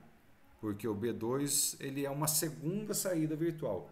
O meu Google Meet está recebendo o áudio desse B1 aqui. Então, meu áudio está entrando aqui nesse microfone e mandando aqui, como está selecionado o B1, está indo para o B1. Se eu selecionar o A1 aqui, o A1, o que é que está selecionado aqui? O A1, eu selecionei o meu alto-falante. O meu alto-falante está aqui, ó. Não vou remover ele. Então, no A1, eu tenho o meu alto-falante. Se eu colocar no A1 aqui, eu vou escutar aqui. Viu a microfonia que deu? Porque eu peguei o meu microfone e voltei na minha própria caixa de som aqui dentro. E aí deu uma microfonia, que a microfonia foi tão alta, o microfone captou e levou para vocês aí também. Vou causar essa microfonia novamente, que é peguei o meu microfone e mandei para o meu alto-falante. Ei! Se eu deixar essa microfonia continuar mais longe, ela vai até queimar meu alto-falante. Então, microfonia aconteceu, tem que cortar na hora. A2, A3, tá vendo? Eu selecionei no A2 e no A3. O A2 e o A3 aqui, ó, repara aqui na saída. Eu selecionei A2. Como eu não tenho nenhum alto-falante nele, ele não vai causar microfonia. Mas ele começou a modular. Eu selecionei o A3, ó, ele começou a modular. Eu selecionei o B1, ou seja, o meu canal 1 aqui eu estou enviando para a saída A2, A3, B1 e B2. Olha aqui, ó, saída A2, A3, B1 e B2, todas modulando. Essa saída 2, que eu aumentei o volume aqui agora, essa saída 3, tá aqui em cima, ó. Mas eu não tenho nenhum dispositivo conectado, porque neste momento aqui, de alto-falante, eu tenho apenas o alto-falante do meu computador. Então eu não preciso, não tenho para onde mandar. Aqui ele está chegando aqui e o áudio está chegando aí no Voicemeeter e morrendo aqui mesmo. O A3 a mesma coisa. Isso é interessante, eu fiz aqui para vocês verem que eu selecionei aqui, a hora que eu selecionei do canal de entrada A2 ou A3, ele foi para tal lugar. Aí parei de selecionar para o A2 e o A3, ó, parou de vir o áudio para cá. E a gente pode ir juntando diversos áudios. Vou deixar esse microfone aqui saindo no A2, ó. O meu microfone eu estou mandando no A2. Vou voltar aqui na minha música do Windows e dei play na minha música. Dei play nessa música, essa música está chegando aqui, ó, no A1. Eu vou colocar essa música para vocês escutarem aí, ó. Se eu selecionar o B1 aqui, ele vai sair no microfone do Google Meet. Selecionei aqui. Deve ter chegado a música aí para vocês. Não sei a qualidade dela. Se está muito boa. Aí, se eu selecionar o A1, vai sair no meu alto-falante aqui também. O áudio para a saída que você selecionou. Além disso, você tem como transformar um áudio estéreo em mono, que é esse botãozinho mono. Você tem como solar. No cliquei o solo aqui, ó, o que ele fez? Ó, tá vendo? Começou a piscar aqui o mute de todos os outros canais. Cliquei o solo, ele fecha todos os outros canais e deixa só o canal que você clicou o solo aberto. Tirei o solo e eu posso... Voltei o áudio. Eu posso mutar o áudio. Mutar é cortar o áudio, ó. Cortei o áudio desses outros canais aqui, ó. todos os canais de entrada estão com áudio cortado, apenas esse aberto. E os demais canais, o volume do Windows, você pode, a hora que a gente consertar a música, você vai ver.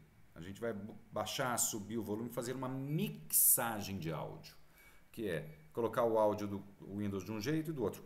Isso, eu posso usar o Voicemeeter para jogar, para fazer a transmissão ao vivo para uma videochamada. Eu vou usar o Voicemeeter para jogar o áudio dentro do OBS. Então o Voicemeeter ele é muito essencial para fazer uma transmissão ao vivo no computador. E a transmissão ao vivo pode ser uma videochamada, pode ser para o YouTube, pode ser para o Instagram, pode ser via OBS, via qualquer outro software de transmissão ao vivo. O Voicemeeter ele é bacana que ele separa o áudio do Windows, então você tem controle do áudio. Mas até aprender a mexer nele dói um pouco. Mas depois que você pôs para funcionar, entendeu essa lógica dele, dos dispositivos de entrada e os dispositivos de saída, microfones vão entrar aqui, áudio do Windows vai entrar nele aqui e ele vai sair. A saída dele vira um microfone nos outros dispositivos. Depois que entender essa lógica, aí fica um pouco mais fácil para fazer. Agora vou sair dele e vou para um outro software. Vou manter ele aberto aqui porque ele é necessário para esse outro software. O OBS basicamente, o que ele é? Ele tem uma tela aqui na frente que esse é o modo simples dele, que não é um modo estúdio. Mas o OBS ele é um software que ele vai pegar diversas entradas do seu computador e você vai montando as cenas. Aí você tem aqui cenas e fontes. O OBS ele tem isso. Coloquei no modo estúdio aqui embaixo, ele tem a cena e o programa. O programa é o que está saindo. A cena é a prévia. Aí, cena 2, cena 3. Eu vou montar na cena que eu montei aqui, eu tenho a captura de janela. A cena 2 que eu tenho aqui, que eu selecionei, eu vou inserir outra coisa. O que eu posso inserir? Vou inserir uma imagem. Vou procurar uma imagem aqui no meu computador. Explorar imagem. Área de trabalho, vamos ver, tem imagem aqui. Ó, fotos Lucas. Vou pegar essa foto, abrir. Ok. Olha o tamanhão que ficou a foto. A resolução da foto é maior. Ctrl F, eu boto a foto no tamanho. Aqui é o seguinte, ó. Você tem esse botãozinho mais, lixeira, ó, adicionar fonte, remover fonte selecionada, abrir propriedade da fonte, colocar a fonte para cima e mover fonte para baixo. Eu pus uma foto aqui. Eu vou adicionar agora, uma fonte de mídia. Aí, criar nova ou reutilizar existente. Aqui você pode sair renomeando já. Para não ficar fonte de mídia 1, fonte de mídia 2, vou colocar ó, vídeo teste. Ok. Aí coloquei ok, vou explorar, procurar o arquivo. Vamos procurar um arquivo de vídeo. Aqui, ó, todos os arquivos de mídia, todos os arquivos de vídeo. Aqui eu tenho um arquivo de vídeo. Abrir. Aí, o que ó? Arquivo local. É o arquivo local. Loop. Se eu quero que esse vídeo fique em loop. Reiniciar a reprodução quando a fonte se tornar ativa. Usar decodificação de hardware quando disponível. Isso é muito bom, que ele vai mandar para a GPU. Não mostrar nada quando terminar a reprodução, ou seja, terminou a reprodução, para. Aqui você já pode alterar velocidade do vídeo, se você quiser. Aqui você pode mudar coisas de cor do vídeo, alguma coisa de cor. Opções do FFmpeg, aí tem que pesquisar. Dei ok? Tem um vídeo aqui, ó, vídeo teste.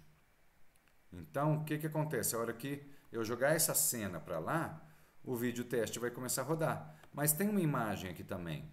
Ó, a imagem, a foto e o vídeo não apareceu. Deixa eu dar play no vídeo aqui, ó. Vou dar play no vídeo. Ó, o vídeo está aqui, ó. O vídeo está em cima e a foto está embaixo. O que a gente faz? Você pode trabalhar com camadas. Ó. Se eu diminuir... Opa, estou selecionando a foto. Peguei a foto, coloquei a foto para cima, ó, a foto está em cima do vídeo. Eu posso diminuir a foto. Ah, se eu peguei o vídeo, coloquei o vídeo por cima agora, ó, o vídeo está por cima. A foto, selecionei ela, ó, a foto é esse quadradinho que eu estou mexendo, mas como ela está por baixo do vídeo, Eu não estou vendo. Agora, se eu colocar foto aqui, opa, se eu pegar a foto e colocar aqui no canto e vir aqui no vídeo e diminuir o vídeo, olha, eu tenho o vídeo e a foto. O vídeo eu posso pausar ele aqui, posso dar play. Então isso aqui, ó, você vai adicionando diversas camadas e vai criando a sua transmissão. Ah, eu vou colocar aqui também, ó, vou colocar o meu rosto aí dentro, ó, vou capturar mais uma janela, janela 2. Ah, desculpa, essa captura de janela 2, eu posso pegar uma existente já. Captura de janela, eu vou pegar a mesma existente, que é a janela que eu já estou capturando na outra tela. Eu pus ela aqui, ó. Aí eu quero recortar. Se eu selecionar, clicar Alt e vir aqui, ó, selecionei Alt, cliquei, ó, eu comecei a recortar a imagem. Vou botar só a imagem da Camille aqui, ó. Estou segurando o Alt ainda. Seguro Alt, clico e arrasto. Ó, segurei Alt novamente. Eu posso pegar a imagem da Camille, se ela tivesse com a câmera ligada, e inserir aqui também. Ou seja, olha o que eu consegui montar. Um vídeo aqui em cima, com uma foto, com um OBS, com um Google Meet aqui em cima. Então, o OBS, olha o jeito que ele é poderoso, esse software. Como que a gente consegue... Aqui, ó, eu vou colocar o seguinte, vou colocar mais uma imagem aqui dentro, ó. Dispositivo de captura de vídeo. O que eu tenho de captura de vídeo aqui? USB vídeo, que é a minha câmera. É a câmera aqui, ó. Essa câmera Nikon. Eu vou colocar a câmera Nikon aqui também. Um USB vídeo, ó, vou diminuir ela. Só que essa câmera Nikon minha, ela sai com a imagem só desse jeito. Então, ó, botei mais um dispositivo de vídeo, captura de vídeo, que é a câmera Nikon. Vou colocar mais um dispositivo de captura de vídeo. Eu tenho mais uma captura de vídeo 2 aqui, ó, que é HD User Facing, que é a minha webcam do computador. Então aqui, ó, eu pus a minha webcam do computador aqui, ó. Eu tenho a câmera de vídeo, a minha webcam aqui no computador, aqui do computador, essa webcam, e eu tenho mais uma câmera aqui do meu computador. Que não vou botar agora não, senão vai virar uma bagunça. O que acontece? Tá vendo aí a câmera do OBS? Deixa eu ver, pergunta a Camille.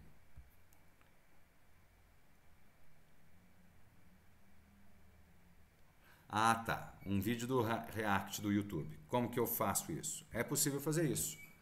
Vamos pegar aqui, ó, cena 2. Vou fazer um React meu 2 vezes, ó. Um duplo React. Botei uma câmera aqui. A Nikon tá me filmando aqui de lado. A outra tá me filmando aqui de cima. A Camille vai me ajudar nesse React aqui também via OBS. O React nosso vai ser o seguinte, ó.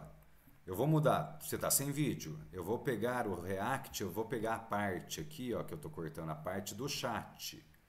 Então, nós vamos fazer o seguinte React, Alt, ó, enviar mensagem.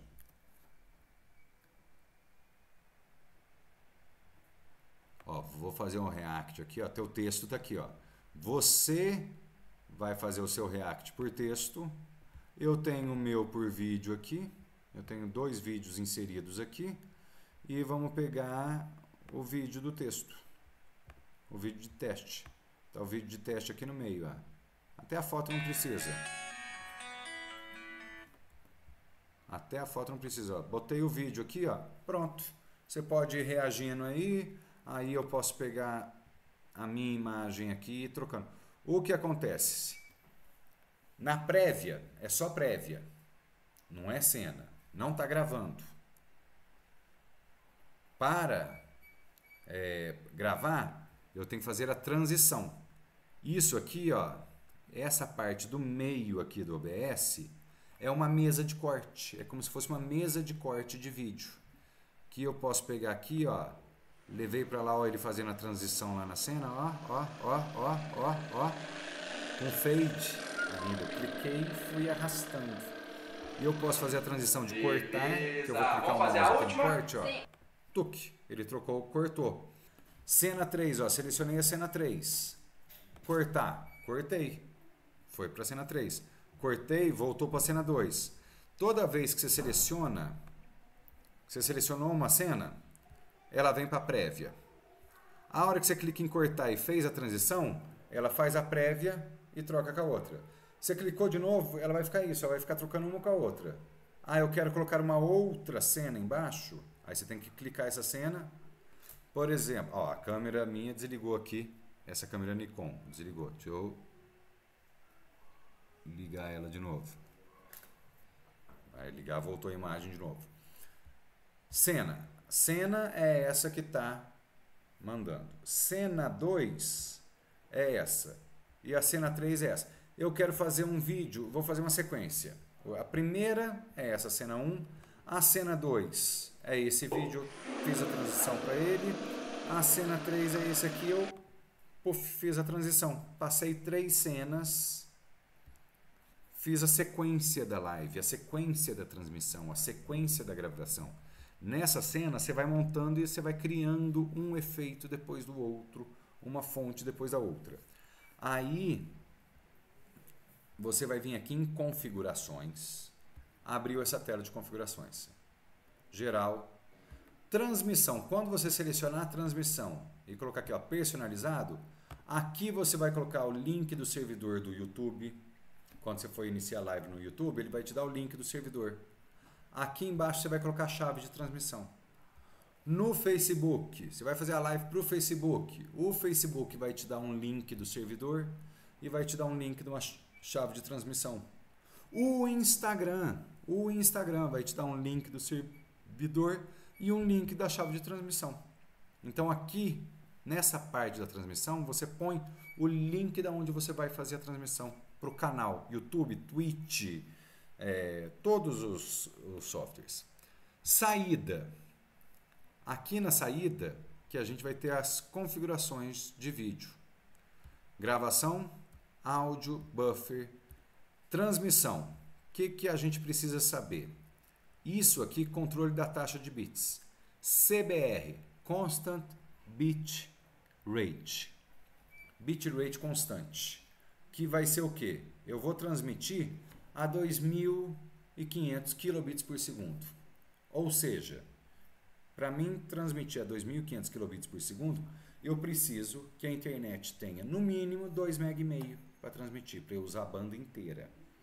Mas não é assim não, 2,5 MB você não faz live não. Para fazer live a internet tem que ter no mínimo 10 MB. E o YouTube pede que você mande a 45 kilobits por segundo, no mínimo. Quanto melhor a internet e maior os bits que você mandar, melhor vai ser a qualidade do vídeo. CBR é o que? Constant Bit Rate. Que não importa se a internet está rápida ou devagar, o OBS vai mandar. Chegar lá é diferente. Por isso que nós sempre precisamos de uma internet grande para fazer uma live. A velocidade da internet, que a gente precisa ter uma internet boa. Uma internet de 10 megas, não vai dar para fazer uma transmissão ao vivo. Uma internet de 100 megas começa a ficar legal. Por quê? As internets residenciais, elas vendem 100, mas elas são obrigadas a entregar 10. Então, se você compra 10, ela é te obrigada a entregar 1. Então, tem que ter uma internet maior para você conseguir ter o 10, ter a sua segurança para transmitir a internet. Então, a taxa de bits constante, a gente põe 4.500. 4.500. E aqui são outras definições. Aqui a gente tem que colocar 2 segundos, intervalo de keyframe. A cada 2 segundos manda um keyframe.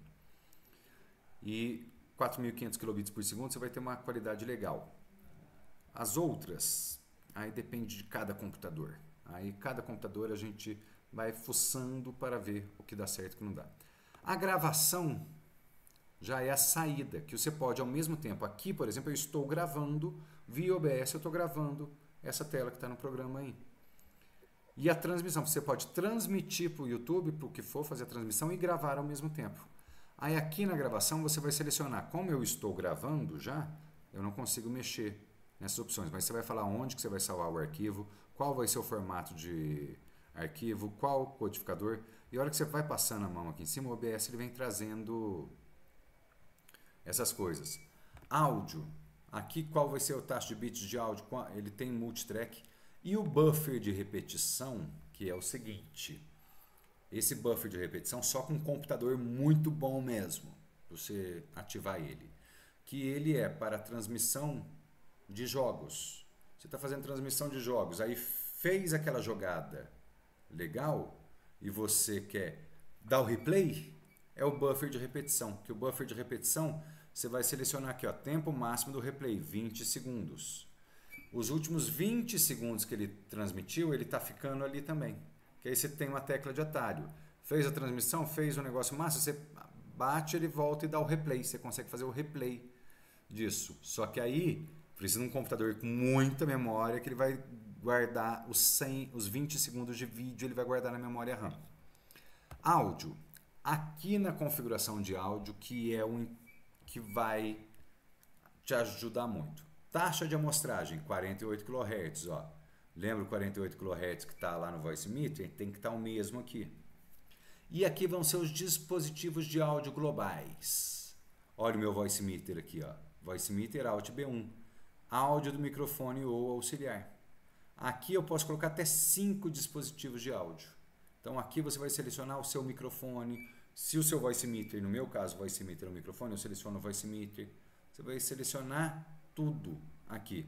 Aqui é tipo de medidor de pico e dispositivo de monitoramento, o que é onde você vai monitorar e escutar o áudio. Isso aqui é um pouco mais avançado, mas você pode utilizar o dispositivo de monitoramento também.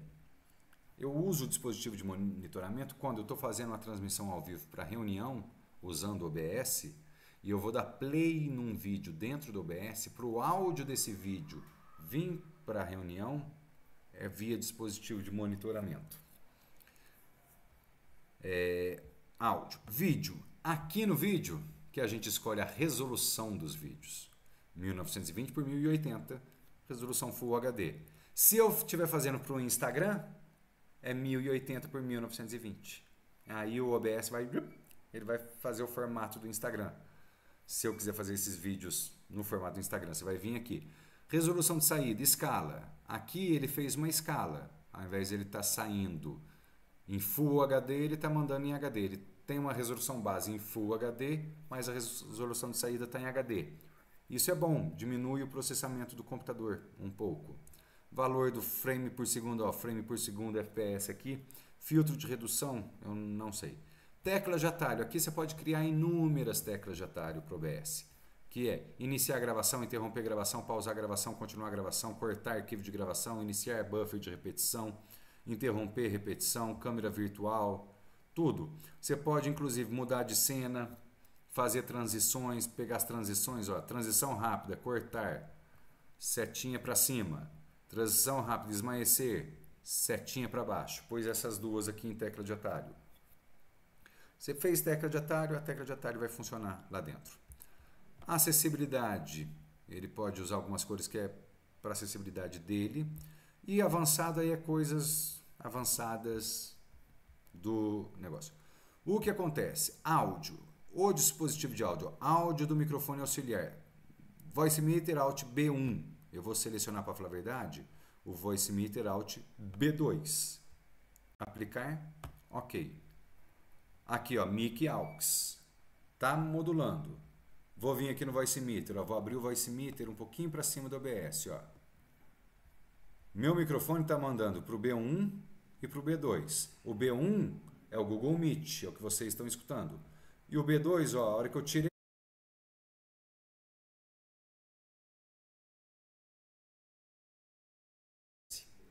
cliquei B2, ó, voltou o áudio para o OBS. O B2 é aqui também, ó. Vou abaixar o volume do meu microfone dentro do OBS, ó. Deixei o volume dentro do OBS baixinho, baixinho. Vou voltar o volume, vou deixar o volume bem alto, ó. Estourou. Entendeu? O Voicemeeter joga o áudio para dentro do OBS. Isso que é bacana. E aqui no OBS eu também tenho um volume. Vou comandar esse volume aqui. Eu consigo aqui dentro do OBS e voltar o áudio para o OBS. Então você consegue, o bacana do áudio é sempre ele ficar nesse laranjinha aqui, ó, entre 20 e 10. Então você vem aqui em configurações, áudio. Se eu pegar aqui ó, um segundo microfone, vou pegar o B1, ó, coloquei tanto o Voicemeeter B1 quanto o B2. Aplicar, ok. Ó, os dois microfones estão aqui. Aí virou uma bagunça. Tá vendo? Tá um delay, tá entrando um e depois o outro. Mas eu consegui colocar dois áudios do Voicemeeter, áudio, B1, B2, vou desativar aqui, senão avacalha a minha gravação. Eu consegui colocar dois. Eu consigo colocar até 4 dispositivos de áudio, microfone entrando e mais duas coisas reproduzindo áudio padrão do desktop, que aí se deu play no desktop, o áudio vai entrar para dentro do OBS também. Então aqui no áudio você põe o áudio. E nas cenas você vai colocando. E dentro de uma cena você pode também inserir uma entrada de áudio dentro de uma cena. Você pode inserir ó, dentro da cena, apresentação de slide, captura de entrada, o que for. Agora vamos brincar com a cena do React aqui, da seguinte forma. Ó, é que eu tirei do Google Meet, eu tirei o texto. Aí voltei o texto, aí apareceu o texto aqui do React. A foto, eu vou deletar ela, deletei a foto. Captura de janela é a que está ali. Esse vídeo 2 eu vou arrancar que está fora também. E o vídeo do teste. Aqui, ó, a minha câmera. Aumentei ela bastante aqui. Eu posso vir em qualquer coisa que tiver aqui, câmera, o que for, eu posso ir adicionando os filtros. Aí eu venho, ó, selecionei dispositivo de captura de vídeo, que é essa câmera. Filtros. Aqui eu tenho os filtros. Então vamos lá, filtro de efeito, adicionar, que eu mostrei para você. Rolagem, ó. Rolagem, ok. Eu posso rolar esse vídeo para um lado e para o outro, ó. Fiz uma rolagem. Posso fazer isso aí. Redefinir. Sim, padrão, tirei a rolagem.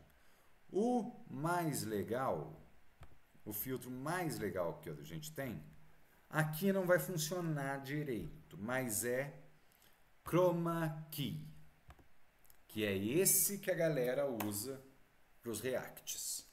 Eu adicionei um Chroma Key nessa câmera.